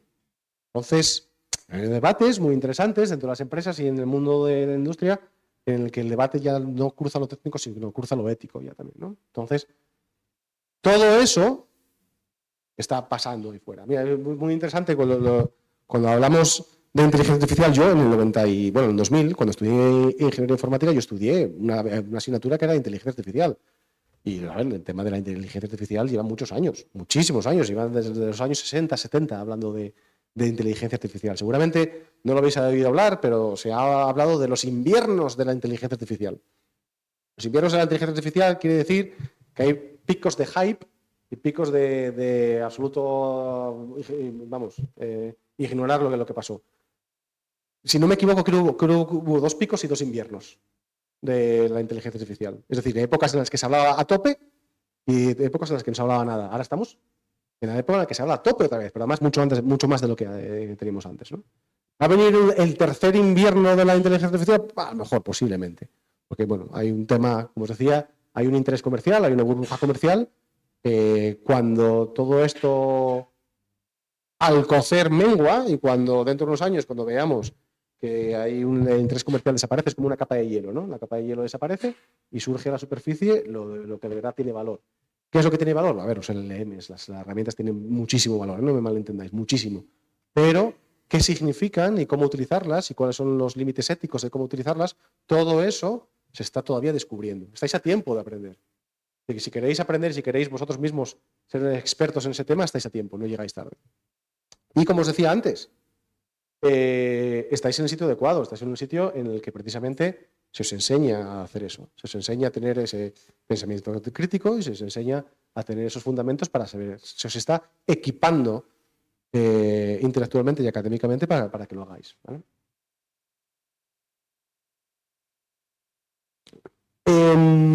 Mira, vamos a seguir hablando del tema de los repositorios de código. Bueno, me imagino que conocéis GitHub, ¿vale? Lo doy por hecho. Conocéis GitHub y que la mayoría de los proyectos open source viven en GitHub, ¿vale? Si queréis ver cuál es el código fuente de React o el código fuente de Node o el código fuente de TypeScript, vais a GitHub y lo veis, ¿vale? Si queréis utilizar una librería de interpretación de caracteres, bajáis Lodash, que es muy famosa. Lo tenéis disponible en versión NPM, es decir, binario, o también el código fuente para explorar el código si queréis aprenderlo, ¿vale? ¿Qué pasa? Como os decía, muchos de estos proyectos open source están cerrando las puertas a contribuciones, no aceptan más pull requests, no dan abasto. O sea, es como, imaginaos esta clase entera, incluido yo, nos ponemos de acuerdo y decidimos todos contribuir a React. Con pull requests, con nuevas funcionalidades. ¿Por qué? Bueno, porque se me ocurrió, o incluso le pregunté al LLM, oye, analiza este repositorio de código y dime qué funcionalidades le faltan. Y el LLM te va a decir, por supuesto, le falta esto y esto y lo otro. Créame 5 pull requests vamos a crear 5 features para que lo haga. Recordad, el LLM os va a obedecer, os dice, sí, señor, aquí va. Y boom, va para allá, 5 funcionalidades. Y decidís hacer una pull request con esas 5 funcionalidades, con 2000 líneas de código. Está pasando. O sea, no es broma, ¿eh? Está pasando. Entonces los que están manteniendo esas librerías están diciendo, las cierro, no doy abasto. Porque hay mucha basura en todo eso, ¿vale? Entonces hay muchas librerías, no hay muchas, voy para atrás. Hay algunas librerías que están diciendo, bueno, ¿qué tal si en vez de subir el código fuente a GitHub, subo mis especificaciones, mi intent, mi context, mi CloudMD, mi specs MD, mis skills? Es decir, ¿qué pasa si subo la información, el diseño? Es decir, ¿qué pasa si subo los markdowns? ¿Qué pasa si subo los prompts? Tal forma que tú, si necesitas una función para interpretar strings, no te bajas el paquete NPM. Lo que haces es te clonas el repositorio, que lo único que tiene son markdowns, y se lo pasas a Claude, y Claude te genera el código en base a eso. Es un enfoque interesante. Es un enfoque como, mira, Karpathy, no sé si conocéis, voy aquí a tirar, aquí hay más gente debajo del autobús, como se dice en inglés. Karpathy es el que diseñó todos los modelos de inteligencia artificial en Tesla. Los coches conducen de forma autónoma hoy gracias a Karpathy. Y están metidos en el tema de las redes neuronales e inteligencia artificial, ¿vale? Él, bueno, pues está diciendo que realmente, al final, esa especificación de la que hablamos es el programa, ese es el programa. O sea, los prompts, no prompt en tipo, quiero que me hagas el siguiente Airbnb, make no mistakes. No, el prompt bien especificado, el inglés estructurado, con buen contexto, con buena información. Eso es el programa de verdad. Porque al final, ¿recordáis lo que se decía antes? Es como pasar de ensamblador a C. C es el programa y el ensamblador es el código máquina. Pues a lo mejor en el futuro el programa es los prompts y el código es el ensamblador. No lo sabemos, igual sí. Las cosas están evolucionando. Yo vengo aquí a contaros que las cosas están cambiando y que deberíamos mirar a esto, los que nos dedicamos a ello, deberíamos mirar a esto como una oportunidad, no como una amenaza. Lo que suena a amenaza viene normalmente del ruido, viene del desconocimiento, viene de intereses comerciales. Los que estamos en el ámbito profesional y académico, tenemos más confianza en saber, pensar que realmente lo que se esconde detrás de todo ese ruido son señales importantes que se van a convertir en oportunidades, ¿vale? Y yo el mensaje que os vengo hoy a transmitir es un poco eso, sí, las cosas están cambiando, sí, para bien y para mal, y bueno, pues al final el ser humano, una de las características principales es adaptarse, y lo que os estoy pidiendo hoy es que estéis atentos, seáis capaces de distinguir y de discernir el ruido de la señal y que os adaptéis a lo que viene. Igual que las chicas que trabajaban en esta película de Hidden Figures, que mandaban misiones Apolo, dejaron de hacer cálculos a mano y empezaron a utilizar la IBM con Fortran. Lo mismo, es que es lo mismo. Bueno, si queréis ver esa película, es que cuenta esa historia fenomenal. Y es lo que nos está pasando a nosotros ahora mismo. Pero a una escala brutal y, insisto, con unos intereses económicos brutal. Si usáis mucho Cloud Code, fijaos en lo que estoy diciendo. Después de usar Cloud Code 5 horas, os vais a sentir como si hubiese utilizado TikTok. Entonces, tenéis que aprender a discernir esas cosas, ¿vale? Y yo vengo aquí a transmitiros un mensaje, sois muy inteligentes, sois capaces de desarrollar este espíritu crítico, y yo vengo a traeros un mensaje para que os haga pensar, ¿vale? Como por ejemplo el siguiente, no sé, entonces decías, bueno, Pablo, decías que todo arquitectura es diseño, pero no todo diseño es arquitectura. Arquitectura solo son, digamos, las cosas significantes, los diseños significantes, donde la significancia se mide por cuánto me cuesta cambiarlo. Vale, Pablo, antes me pusiste un ejemplo que decías que, bueno, a lo mejor el coste significante es cambiar la arquitectura completa, es decir, si tenía una aplicación en una arquitectura X, como por ejemplo en AWS, con S3, CloudFront, una función Lambda y una base de datos Dynamo, cambiarlo, pues antes te llevaba, pues sí, imagino, cambiarlo incluso a moverlo a Google Cloud. Bueno, pues igual me tiro 3 meses o 2 meses rediseñando y refactorizando. Pero ostras, ahora con la inteligencia artificial, igual ese coste de cambio también se reduce, ¿no, Pablo? Es decir, yo le digo a una inteligencia artificial que me genere los scripts de Terraform, de Pulumi, de infraestructura como código, de todo eso, le digo que me refactorice el código y a lo mejor en una tarde me lo tiene. Sí, pues sí, entonces el coste de cambio ha sido reducido también. O sea, no solo el coste de cambio de código ha sido reducido, de generación de código, sino el coste de cambio también ha sido reducido. Por lo tanto, lo que significa arquitectura también se expande. A lo mejor ahora la arquitectura tiene más que ver con integraciones multisistema, o lo que era antes la arquitectura de una aplicación, ahora es una arquitectura de un ecosistema de aplicaciones. Es decir, el nivel de abstracción y el campo de batalla se expande. Entonces, a ver, no tengo respuesta a esto, pero también lo hago para que os haga pensar, ¿vale? Tercera parte, hasta ahora, takeaways. Primera parte, separar señal del ruido. Ruido, intereses comerciales. Señal, una cosa interesante que me merece la pena aprender. La segunda parte es la ingeniería del software no ha cambiado. Hay prácticas que no cambian y no van a cambiar. ¿Vale? La tercera, el rol del arquitecto. Vamos a hablar de roles profesionales. A ver, una vez que salgáis de aquí, ¿qué os vais a encontrar? A la hora de qué roles tenéis, de qué puestos de trabajo tenéis para vosotros. Y bueno, a ver, ojalá tuviera una respuesta. Lo que sí veo es que por mucho que los dueños de las compañías digan que no se necesitan ingenieros, ese mensaje, hay una disonancia absoluta y comprobable, porque tú vas a la misma página de esa empresa y tiene más de 100 posiciones abiertas. Y ahora mismo, no sé si os lo decía antes a la anterior clase, Anthropic, el CEO de Anthropic, que es Darío Modé, dice, no se necesitan más ingenieros, pero tú vas a la página de Anthropic, vas a trabajos y tienen abiertas más de 100 posiciones de ingenieros de software. ¿Cómo es posible? No, hay una contradicción, una disonancia. Es posible porque son dos mensajes totalmente separados. Uno es mensaje a inversores y otro es mensaje a la realidad. ¿Vale? ¿Qué os vais a encontrar? Bueno, os cuento un poco mi experiencia. Yo estudié aquí de 5 años. Cuando yo estudiaba, pocas opciones había. La mayor opción era irse a Madrid a trabajar, pero porque en Asturias no había nada. Pero bueno, dio la casualidad de que cuando yo acabé la universidad, justo era cuando empezaron un montón de empresas en Asturias, tipo Capgemini, de XT Technology, de aquella CSC. Yo trabajé para ellos durante 15 años. Y los roles eran muy tradicionales, o eras project manager o desarrollador, y el tema de arquitecto estaba ahí un poco, había unos arquitectos, pero era gente en una forma casi de referirse al arquitecto como el programador muy senior, ¿no? Alguien que es programador muy senior es arquitecto. Bueno, entonces esas cosas han evolucionado durante los años, ¿vale? Sí que es verdad que, por ejemplo, en Asturias, de aquella no había empresas de producto, eran todo consultoras. Ahora tenéis varias empresas de producto, hay un ecosistema un poquitín más rico, bueno, tampoco es que sea espectacular, un poquitín más rico de latente de startups que desarrollan producto. También tenéis oportunidades de trabajo en remoto. Yo os decía, yo trabajo ahora en remoto desde hace 6 años en casa.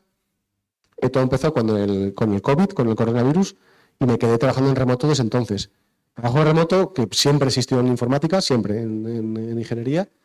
Ahora es un poquitín mejor recibido. Ya no es tanto como en 2022, cuando yo lo cogí ese trabajo en 2022, sí que había mucha oferta remota. Ahora la oferta remota es un poquitín menos, pero todavía la hay. Y si queréis optar a ella, os va a costar un poco más, pero si sabéis buscar, lo vais a encontrar. Sí que es verdad, bueno, ya entra dentro del campo del consejo personal. A vuestra edad, más que trabajo remoto, a mí lo que me gustaría es pegarme de codos en una empresa, o sea, ir a la oficina y discutir y pelearme en el buen sentido, y hablar alto y gritar y pintar una pizarra, tal. Eso es lo que estaría guay. El trabajo remoto, también que si lo encontráis se puede hacer remoto, funciona perfectamente, pero bueno, entra más dentro del consejo personal. Los roles, bueno, pues a ver, ahora ¿tenemos el rol de desarrollador? Sí, tenemos el rol de desarrollador, de arquitecto también. Un rol que no es project manager, que es product manager, que es el mío. Yo soy jefe de producto. Es decir, mi trabajo consiste en analizar lo que dice en inglés, muchas veces lo habéis escuchado, el product market fit. Cómo encaja la idea en el mercado, si es viable, si vas a ganar dinero, si hay una necesidad latente en el mercado, si la gente lo va a usar, lo va a comprar. Entonces, todo eso es parte de mi trabajo. Es curioso porque mi trabajo como product manager, yo soy technical product manager, es decir, mi producto es una plataforma de desarrollo. Pensadlo así, mi producto es como si fuera AWS o React. Es decir, mi producto, mis usuarios son desarrolladores. Entonces es una opción de carrera muy, muy válida y muy divertida. ¿Por qué? Hay una cosa muy interesante en el rol de product manager, que es que tienes que ser experto en el dominio y experto en la práctica. ¿Qué quiero decir con eso? Experto en el dominio es, tú si eres product manager de Airbnb, tienes que ser un experto en alquiler de casas y en la economía del real estate, ¿no? del parque inmobiliario. Si eres un product manager de Spotify, tienes que ser un experto en música, en algoritmos y en playlists. Si eres un product manager en Netflix, tienes que ser un experto en streaming. Si eres un product manager en una aseguradora, tienes que ser un experto en pólizas de seguro. Si eres un product manager en un banco, tienes que ser un experto en hipotecas y créditos. Es decir, experto en el dominio, porque tú estás resolviendo un problema para tus usuarios. Y tienes que ser un experto en la práctica.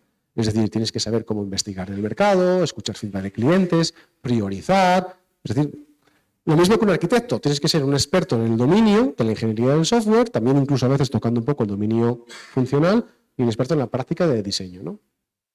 Da la casualidad que mi dominio es la ingeniería del software. Es decir, el dominio mío no es playlists de Spotify, no es un dominio funcional, es un dominio técnico. Yo construyo herramientas para desarrolladores, yo construyo plataformas de desarrollo. Mis usuarios son arquitectos y desarrolladores, es decir, mis usuarios son gente como vosotros, pero que trabajan en empresas, ¿vale?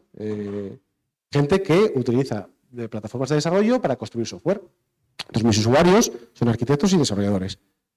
¿Soy un experto en el dominio? Sí, soy un experto en el dominio. ¿Por qué? Porque yo soy uno de ellos. Entonces, ¿quién mejor que yo cómo entender al usuario si yo fui uno de ellos o soy uno de ellos?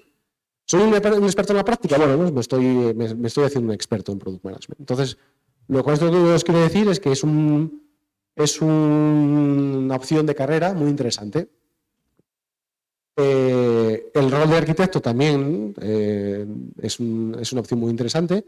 Sí que es verdad que para Product Manager y arquitecto necesitas un poco más de experiencia, necesitas un poco de bagaje en esos roles, y en el rol de desarrollador, por supuesto. ¿Cómo está cambiando la IA todo esto? Bueno, pues vamos a pensar, o sea, voy a exagerar, esto no es así 100%, ¿vale? Pero voy a exagerar. Si el desarrollador escribía código, el arquitecto diseño y el product manager decía lo que había que hacer, si enchufamos por abajo que la IA escribe código, me parece como que todo se desplaza, ¿no?, hacia la izquierda. Es decir, vale, si la IA escribe el código, el desarrollador ahora es el arquitecto y el arquitecto es el product manager. Y el product manager es, no sé, estrategia de mercado. Pues a lo mejor, no os lo sé decir, porque esto que os acabo de decir, esas líneas se están redefiniendo. O sea, en mi propia empresa, las líneas entre el rol del agente de código y el desarrollador y el arquitecto del product manager, que hasta ahora estaban muy claras, ahora se están redefiniendo. Está todo como desplazándose a la izquierda, pero a medida que se desplaza, ¿cómo se desplaza? ¿Se desplaza moviendo toda una posición a la izquierda o se desplaza fusionando? Ojalá os lo pudiera decir. Bueno, a lo mejor dentro de un año me invitan Pablo y Labra otra vez y vengo y os lo cuento. Pero quiero que sepáis que el mensaje importante es que esto que os estoy contando está pasando realmente en directo ahí fuera. Y cuando acabéis de trabajar, os vais a encontrar empresas en las que esto lo tengan muy claro, o empresas en las que digan, no lo sabemos. Hay empresas que a lo mejor creen que lo tienen claro y deciden contrataros como product managers porque el desarrollador es el agente y a lo mejor se equivocan. Y a lo mejor tienen que deshacer. O a lo mejor no, a lo mejor empresas que dicen, mira, todo esto va a cambiar, pero los roles siguen igual. No lo sé. El mensaje que quiero decir es que no lo sé. Y si alguien os viene y dice que lo sabe, desconfiad. Malo que lo sepa cuando nadie lo sabe. Insisto una vez más, dices, Pablo, no nos estás ayudando mucho, la verdad. Digo, no lo único que os estoy diciendo es que creo que sois lo suficientemente inteligentes como para desarrollar el espíritu crítico y el análisis crítico y el pensamiento crítico para saber discernir de estas cosas cuando alguien nos dice, esto es así y es así, y punto. Y dices, oh, para un momento. No estoy seguro que esto sea así. Y es así y es así. Pero no, igual no. Entonces, cuando alguien nos vea con categorizaciones sobre cómo el mercado laboral funciona y cuál es la diferencia de roles, ser un poco escépticos en el que alguien de fuera os ha venido y os ha dicho que no se sabe todavía. Pero si volvemos a los takeaways que os decía antes, no se sabe, pero todo apunta a que estos roles se van a redefinir de una forma en la que la gente que está apostando por fundamentos como vosotros y que entiende la ingeniería del software como un proceso continuo en general, probablemente tenga posibilidades de que le echen lo que venga, ¿vale? Yo me pongo en ese ejemplo, es decir, me pongo en ese ejemplo de que mi rol de Product Manager, ¿cuál va a ser el siguiente? Yo no sé cuál va a ser mi siguiente rol, o sea, no sé qué voy a ser. Voy a seguir Product Manager, pero ¿para qué voy a seguir Product Manager? Si realmente, no sé, el desarrollador ya crea las especificaciones con ese contexto, con esos prompts. Entonces, a lo mejor el desarrollador es el que hace de Product Manager. ¿Y yo qué soy? ¿Estratega de mercado? Pues no sé. O sea, No lo sé. Pero yo tengo una, por decirlo así, confianza, que igual dentro de un año os vengo y os digo, oh, me equivoqué, perdí el trabajo, que no creo que pase, pero yo tengo una confianza que venga lo que venga, mi base es sólida en fundamentos y en principios. Yo sé lo que es la ingeniería del software, yo sé lo que significa construir software, yo sé lo que implica construir software, yo sé que realmente cerrar los ojos y decir a Claude que me construya una aplicación no es una forma escalable en el tiempo.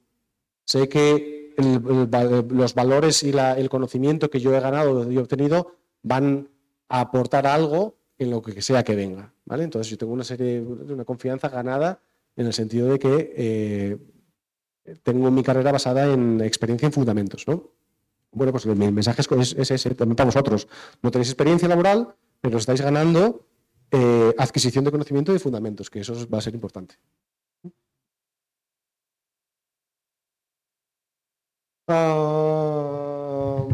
Vale, sí, estupendo. Esto yo creo que hablamos de ello ya, que es el rol de Product Management. Vale. Pues ahí, tercer takeaway. No sé si los vais apuntando, pero yo los voy apuntando mentalmente. Tercer takeaway es el panorama laboral está cambiando, nadie tiene certeza de lo que está sucediendo, pero sí que es verdad que la gente que tiene una base sólida de fundamentos y una gente que tiene una base que no, digamos, se amedrentada por el ruido y no toma decisiones en base al ruido, sí que tiene y que utiliza la IA como una herramienta para crecer y una herramienta para hacer su trabajo, tiene más posibilidades de tener éxito en el mercado laboral, ¿vale? Y eso es el takeaway que os quiero decir. Siguiente. La propia, es decir, este rol basado en principios y en fundamentos. A ver, como os decía al principio, dentro de un año me va a dar vergüenza escuchar esa charla. O dentro de 6 meses me va a dar vergüenza. Madre mía, ¿cómo les conté eso? Madre mía, qué ingenuo que era. O mira, aquella hablaba todavía de tokens, o hablaba todavía aquella de Ralph Bigun. No sé si habéis escuchado lo de Ralph Bigun, lo que es, os lo cuento. ¿No? Mira, ya hablando, Pablo, les hablabas de MCP. Madre mía, ¿dónde quedó MCP? ¿Sabes? Esto puede pasar, que MCP hace un año no existía. Que AgentsMD es nuevo hace 3 meses. Que Skills es algo que está empezando ahora. Que Ralph Bigun salió, os lo cuento ahora, salió en enero. O sea, que todo esto, realmente cada semana hay un nuevo concepto que sale y que la gente adopta como si fuera... O sea, hay muchísima información. Pero sí que es verdad que de toda esta información, aprendiendo a quedarnos, separar el ruido de la señal, sí que es verdad que todo esto son, como os decía antes, esto es un mensaje muy importante, estas son las nuevas primitivas de programación. ¿Recordad cuáles son las primitivas de programación? Al principio eran mover bits de una para otro. Después pasamos a un mundo de mover registros y objetos. Y ahora estamos en un mundo de tokens y recursos y markdowns y skills. Esas son las nuevas primitivas de programación, ¿vale? Sí que es verdad que salen muy rápido y que sí que es verdad que salen cada día más y que nos estamos bombardeando de información, pero es importante discernir que tiene pinta que alguna, esto es como cuando lanzas, como la expresión en inglés, que tú lanzas espagueti a la pared y lo que se queda, pues se quedó. Y a lo mejor esa es la nueva forma de trabajar. Pues aquí es lo que está pasando. Se están lanzando muchísimas primitivas y formas de hacer las cosas y alguna se quedará. Todas, no. A lo mejor MCP dentro de 2 años ya no es el estándar. Y esto está pasando a un ritmo que nunca antes se había visto en la industria, ¿vale?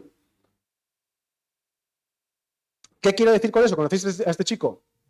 Jaime Altozano, un genio, uno de mis influencers favoritos. ¿Qué pinta Jaime Altozano en mi charla sobre arquitectura e ingeniería de software? Bueno, aparte porque yo le compré el curso de tocar el piano que tiene, que es una maravilla y que aprendes a tocar el piano en 3 meses y de verdad aprendes, de verdad, es muy bueno. El método que utilizó él precisamente para desarrollar este curso es súper interesante, que es lo que él denomina hackear la curva de aprendizaje. ¿Lo habéis escuchado? Lo de hackear la curva de aprendizaje, brutal, es muy interesante. Y viene un poco al caso hoy porque, bueno, es un mensaje que me gustaría contaros. Vale, ¿qué quiere decir? Pues a mí me pasó sobre todo, ahora ya menos, y seguramente en en las nuevas promociones de la escuela, esto pase menos, pero a nosotros, a Pablo y a mí seguro que nos pasaba, y a Laura seguro que nos pasaba más, que era, te pasabas mucho tiempo estudiando fundamentos y teoría. Vamos a decir la línea azul, ¿no? Imaginaos que el objetivo final de todos los que estamos aquí, el objetivo final es o construir por nuestras propias manos o contribuir en una empresa a construir un sistema de software que sea seguro, escalable, que no se caiga por las noches, que no me llamen a las 2 de la mañana que se cayó y que no me metan en la cárcel porque resulta que había un 5% de cada pago, un 5% iba a una cuenta cripto. No queremos eso, ¿verdad? Entonces queremos un sistema seguro, escalable y a todo esto queremos un sistema que haga dinero. ¿Por qué? Porque queremos vivir o hacernos ricos o por lo menos vivir. Ese es nuestro objetivo. Y hacerlo a través de construcción de software. Vale. Si este es nuestro objetivo, tenemos que aprender a construir software. 2 rutas. La ruta que yo viví, por decirlo así, que es la ruta azul, que pasé 3 años estudiando teoría de circuitos, física, álgebra, matemáticas discretas y cálculo y 1000 historias, y solo al final, después de 4 años, sabía hacer una aplicación.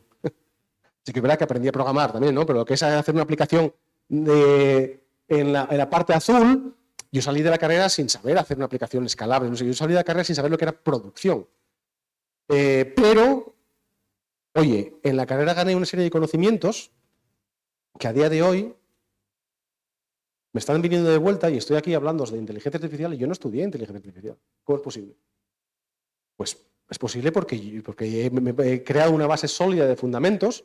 A ver, que a lo mejor dentro de 5 años Laura me llama, oye Pablo, ¿me puedes venir a hablarnos sobre computación cuántica? Yo sí, mira, utilizamos computación cuántica en el trabajo.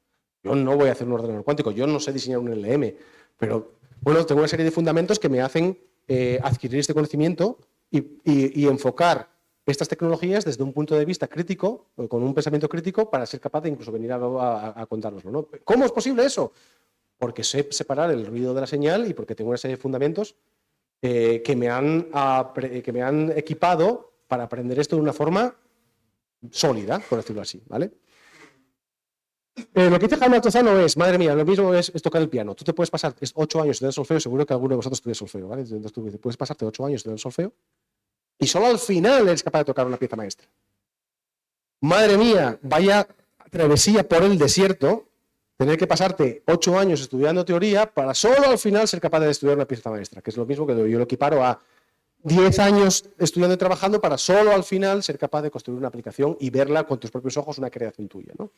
Pues hackear la curva de aprendizaje significa bueno, hay un camino alternativo que es el camino verde, que es el de, bueno, voy a utilizar y voy a un método de hackeo en el que sea capaz de tener un retorno de feedback instantáneo en el que yo vea que soy capaz de construir una aplicación o que soy capaz de tocar una pieza de piano simple, ¿vale? A través de un método de aprendizaje, pero por lo menos no me desespero, por lo menos no estoy en una travesía del desierto aprendiendo fundamentos para siempre, para siempre, para siempre. Aquí lo que hago es aprender un poco a través de una forma visual, aprender de una forma de un retorno de feedback de algo que he construido yo con mis propias manos. Aplicado en la teoría de Jaime Altozano es, yo te voy a dar un método en el que seas capaz de tocar el La La Land en 2 semanas. Y lo hace, y lo hace. Y así no te desespera. Pero, y aquí está el gran pero, para ser capaz de llegar a tocar esa pieza final, para ser capaz de llegar a construir esa aplicación final que hagas dinero, necesitas aprender los fundamentos. No te lo quita nadie. Mark Zuckerberg, creador de Facebook, es lo que se dice en inglés un college drop. Es decir, a los 6 meses empezó en Harvard y se quitó. Y hizo Facebook. Facebook a día de hoy es súper escalable, súper seguro, bla, bla. Él cogió el camino verde, pero él tuvo que aprender los fundamentos, de todas formas. Los fundamentos no te los va a quitar nadie aprenderlos. Igual que tú para aprender a tocar la 9ª Sinfonía de Beethoven tienes que aprender a seguir aprendiendo más fundamentos y más técnicas. Lo que quiero decir con esto, aplicar a nuestro campo, es, está bien que utilicéis la inteligencia artificial, está bien que utilicéis Cloud Code, que utilicéis Codex, pero que lo utilicéis como un sistema de aprendizaje. Si tenéis la tentación de haceros ricos a través de pegar el siguiente bombazo, a ver qué puede pasar, ¿eh?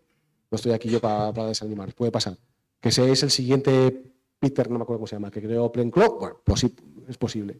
Pero estáis escogiendo un camino, que es el camino académico, que está muy bien y que os va a dar una serie de fundamentos para en el día de mañana ser capaces de construir este tipo de aplicaciones, ¿no? Este tipo de sistemas de software.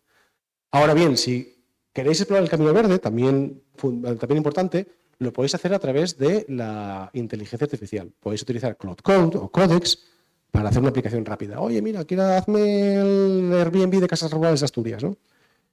Pero mi consejo es que miréis el código, que miréis lo que genera, que entendáis el diseño que ha hecho, el por qué, que entendáis la tecnología que hay por abajo, por qué ha escogido esta librería, por qué no esta otra librería. ¡Ay, qué interesante! Cloud. Además, me acordáis que tenéis un compañero en el que podéis hacer preguntas. Es un método socrático con los LLMs, funciona muy bien. ¿Por qué has utilizado esta?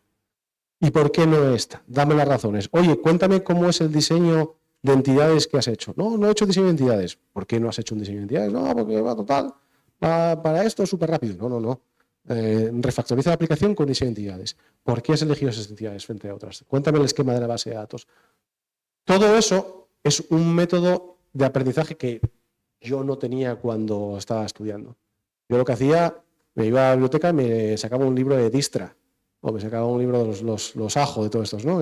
Que eran chapas inmundas, bueno, y así era como aprendíamos. Ahora podéis aprender, claro, lo que os digo es que yo caminé el camino azul. Lo que digo es que vosotros estáis en un término intermedio, ¿no? Entre el azul y el verde, podéis ir saltando entre uno y otro con la inteligencia artificial, pero mi consejo es que sigáis aprendiendo los fundamentales, ¿vale? Que sigáis aprendiendo los fundamentos, que sigáis aprendiendo cuál es la tecnología que hay por abajo. Fijaos sobre todo en la última, que tengáis espíritu crítico, que entendáis, que desarrolléis lo que se dice en inglés systems thinking, que es entender cómo encaja ese sistema que estás construyendo en un sistema mayor. Normalmente nadie construye software que no esté integrado con otra parte. Cuando lleguéis a una empresa, vais a construir software que probablemente se tenga que integrar. ¿Saben? Muchas veces el software, la arquitectura del software, es más arqueología que informática.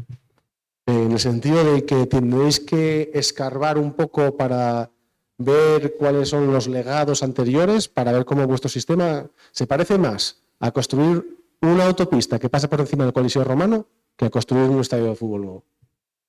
Y esto, en términos visuales, para que lo entendáis, esto es la realidad. Mañana, cuando lleguéis a una empresa, no vais a encontrar un campo verde para construir una autopista o para construir un estadio de fútbol. Vais a encontrar el Coliseo Romano, que le tiene una autopista por debajo, por arriba, el metro por debajo, y os piden que hagáis un McDonald's en el centro. Y dices tú, vale, pues que si hago un McDonald's, ¿cómo excavo? Se parece más a eso que a construir, ¿qué tienes? Un campo, construye un campo de fútbol. Vale, pues para arriba, ladrillos para arriba y construyo. No, se parece más a lo otro. Se parece más a construir un McDonald's dentro del Coliseo. Es importante que tengáis esta capacidad de system thinking, cómo encaja el software que yo estoy construyendo en un ecosistema. Es decir, si yo tengo que construir un McDonald's en el centro del Coliseo, ¿cómo encaja esto? ¿Cómo hago que la gente entre? ¿Cómo hago para que no se caiga? O sea, que vuestro sistema que estéis construyendo encaja en un sistema mayor es súper importante. ¿Cómo funciona la tecnología por debajo? Es muy importante. Os voy a poner un ejemplo. Los que utilizáis, bueno, que sois todos, en los LLMs, seguramente os habéis dado cuenta o leído que si tú al LLM le pides que juegue un rol, se comporta mejor. Es decir, ahora eres un experto en React, si tu siguiente tarea es... Y dices tú, ¿cómo es posible eso? Hay muchos papers que dicen que el role-playing con los LLMs funciona muy bien, te da una calidad de output mucho mejor. ¿Y vosotros qué pensáis? ¿Que es que esto es prueba y error? Es decir, alguien dijo un día, ¡ostras! Si le digo que haga role-playing, lo hace mejor.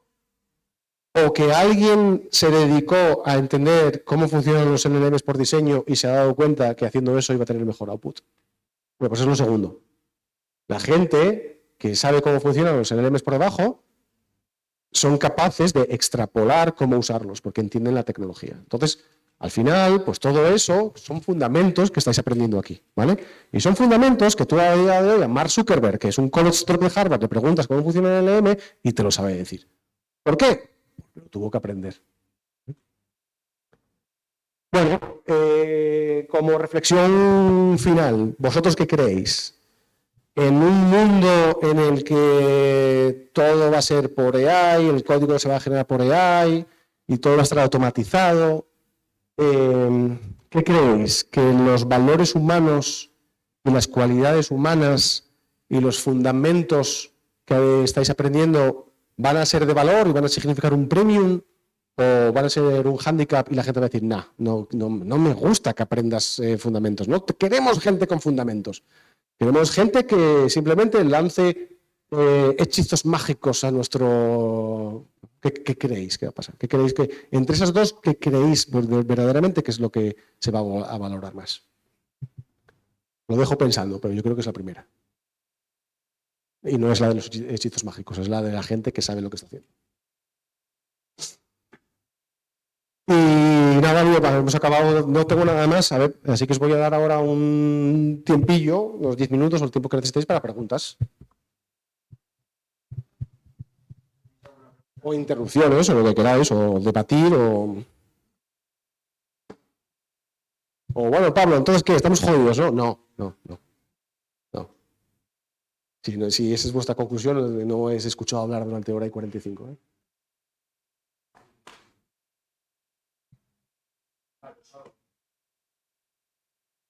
¿Alguno trabaja? ¿Tú trabajas? ¿No trabajas? ¿Eh? Y esto como se habla, ¿no? Quiero decir, lo que acabo de decir te resuena o dices, no, Pablo, mira, no, a ver. Uh-huh.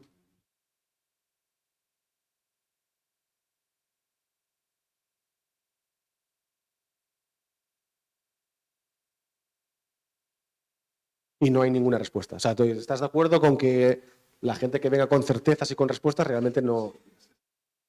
Exactamente. ¿Vale?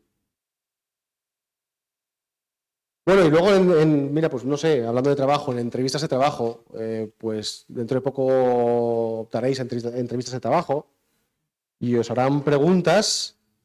Yo lo hago mucho en las entrevistas de trabajo. Yo no busco respuestas de verdadero o falso o de correcto o erróneo. Yo busco sobre todo ver cómo la gente piensa.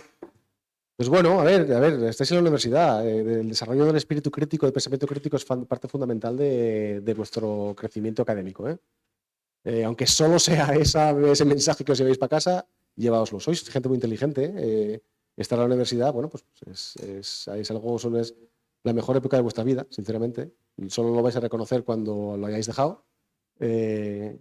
Así que aprovechad. Si hay mensajes importantes de hoy, yo me quedaría con el de saber aprender a separar el ruido de la señal, que la ingeniería del software es mucho más que escribir código, que esto ha pasado muchas veces en la historia y que la historia se repite, que no hay certezas en cuanto a roles. Es decir, cuando salgáis al mercado profesional, os vais a encontrar empresas con unos roles y a lo mejor otra empresa con otros roles, y todo es porque todo el mundo está redefiniendo sus roles, ¿vale? Pero bueno, ante tanto ruido, sobre todo si vais a X, a Twitter, madre mía. Si vais a Twitter, lo veis. Es que mira, es algo interesante que leí este fin de semana. Mira, como product manager, yo sigo una newsletter de un chico español que se llama Simón Muñoz, que se llama Estrategia de Producto. Y de este fin de semana tiene un post súper interesante que dice que es que este chaval, Dario Amodei, toda esta gente de los que llaman los AI Powerhouses, tienen ejércitos de influencers en Twitter, en Instagram, en Reddit, en TikTok, pagados en nómina para generarnos esa ansiedad, ese miedo. Ese token, se llama token anxiety. O sea, realmente es curioso cómo entráis en Twitter y hacéis scroll y estáis una hora, acabáis con una sensación de decir, madre mía. Por eso, bueno, pues quiero deciros, la gente que estamos en el campo, también yo lo veo, también leo Twitter, pero yo hablo de mí porque hoy estoy aquí, pero me acompañan muchos. Imaginaos que detrás de mí tengo un ejército de ingenieros de software profesionales trabajando en empresas que piensan parecido. Entonces, bueno, mensaje de tranquilidad. Mensaje de que estáis haciendo algo bueno, que es estudiar fundamentos y que esos fundamentos van a ser requeridos. Adelante. No sabía la pregunta por el... Hablando un poco todo esto, Twitter también y todo lo que se dice y relacionado con la IA, también esto de la burbuja de la IA y todo eso que se dice, tú que estás más metido en ese mundo, ¿es real? ¿Hay posibilidad a petar? Si lo supiera sería millonario ya, pero bueno, no... sí que... No lo sé. No sé si va a petar o no va a petar, no lo sé. Lo que sí son señales en el que ves que hay una economía circular, en el que OpenAI invierten en Nvidia, pero Anthropic compra chips de Nvidia y Google desarrolla chips y se los vende a Meta y Meta invierte en OpenAI y todos gastan en Oracle. Entonces hay un círculo ahí interesante que lo que hacen es inyectar dinero. O sea, hay una cosa que en inglés se llama CAPEX, que es inversión capital. Se está gastando muchísimo dinero por ejemplo, cuando tú compras un coche y lo compras a tocateja, eso es CAPEX, eso es inversión capital. Cuando tú haces un gasto de capital, es decir, tú sacas dinero del bolsillo y te compras algo, eso se denomina CAPEX, inversión capital. Cuando una empresa saca dinero del bolsillo y se compra chips, eso es dinero. Y tú, cuando tienes una empresa y te gastas y pones encima de la mesa y te dices, me voy a comprar 500.000 millones en chips de Nvidia, pues vale, perfecto. Los que son los accionistas y el board, consejo de administración de la empresa, te va a decir, vale, gástate 500.000 euros en Nvidia. ¿Cuál es el retorno de ese capital? Pues si te gastas 500.000, nos traerás de vuelta 1 millón, ¿no? Porque estamos aquí para hacer negocio. Entonces, ¿qué es lo que está pasando? Hay mucha inversión de capital y mucha inversión de capital cruzada. Entonces, hay mucho interés en lo que pasa en Twitter, hay mucho interés en obtener retorno de esa inversión. ¿Cómo se obtiene el retorno de esa inversión? Poniéndonos a todos a usarlo. Si no lo usamos y si ellos no generan el ruido de que te estás quedando atrás y mira ahora, Cloud Code, y todo el mundo quiere usarlo, todas las empresas quieren usarlo, mi empresa, todos quieren usarlo. ¿Por qué? Porque la sensación de no usarlo es me estoy quedando atrás, me estoy quedando obsoleto. Es que no voy a ser capaz de fichar a nadie, de que nadie venga a querer trabajar conmigo porque no uso Cloud Code. Ya, pero usar Cloud Code ¿para qué? Es que además es caro, hay que pagar tokens. No lo sé, ya lo miraremos para qué, pero es que si no lo uso me estoy quedando obsoleto. Entonces hay un tema ahí de burbuja comercial, sí lo hay, es evidente, pero si va a petar o no, no lo sabemos. No lo sabe ni tampoco ni Andrés de la pizarra Andrés, ¿sabes? Entonces no lo sabe nadie. A lo mejor esto es la nueva norma, a lo mejor esto es el nuevo capital, es así. O sea, sí que es verdad que están pasando cosas que antes no habían pasado, pero es que igual ahora esta es la nueva forma de operar. Entonces no lo sabemos. Sí que hay, voy a decir, en la parte comercial, signos de burbuja, pero no sabemos si se va a quedar o no, no lo sabemos. Y sí que hay inflación narrativa. Vamos a decirlo así. ¿Hay inflación comercial? No lo sabemos. Igual es la nueva norma. Igual el mercado opera así para siempre. Igual queremos que están todos en máximos históricos y doblan dentro de 2 años. No lo sabemos. Entonces esa inflación no sabe, nadie lo sabe. Y que lo digo, que lo sepa, miente. Yo lo que sí te puedo decir es que hay inflación narrativa. Hay burbuja narrativa. Eso sí te lo puedo decir, porque lo sé, porque es mi campo. Mi campo no es la economía, mi campo es la ciencia y la ingeniería. Y hay burbuja narrativa de lo que es capaz de hacer los modelos y que todos nos vamos a quedar sin trabajo. No. Ahí te puedo decir que hay burbuja narrativa. Burbuja económica no lo sé. A lo mejor esta es la nueva norma. No sabemos. Pero sí que da que pensar.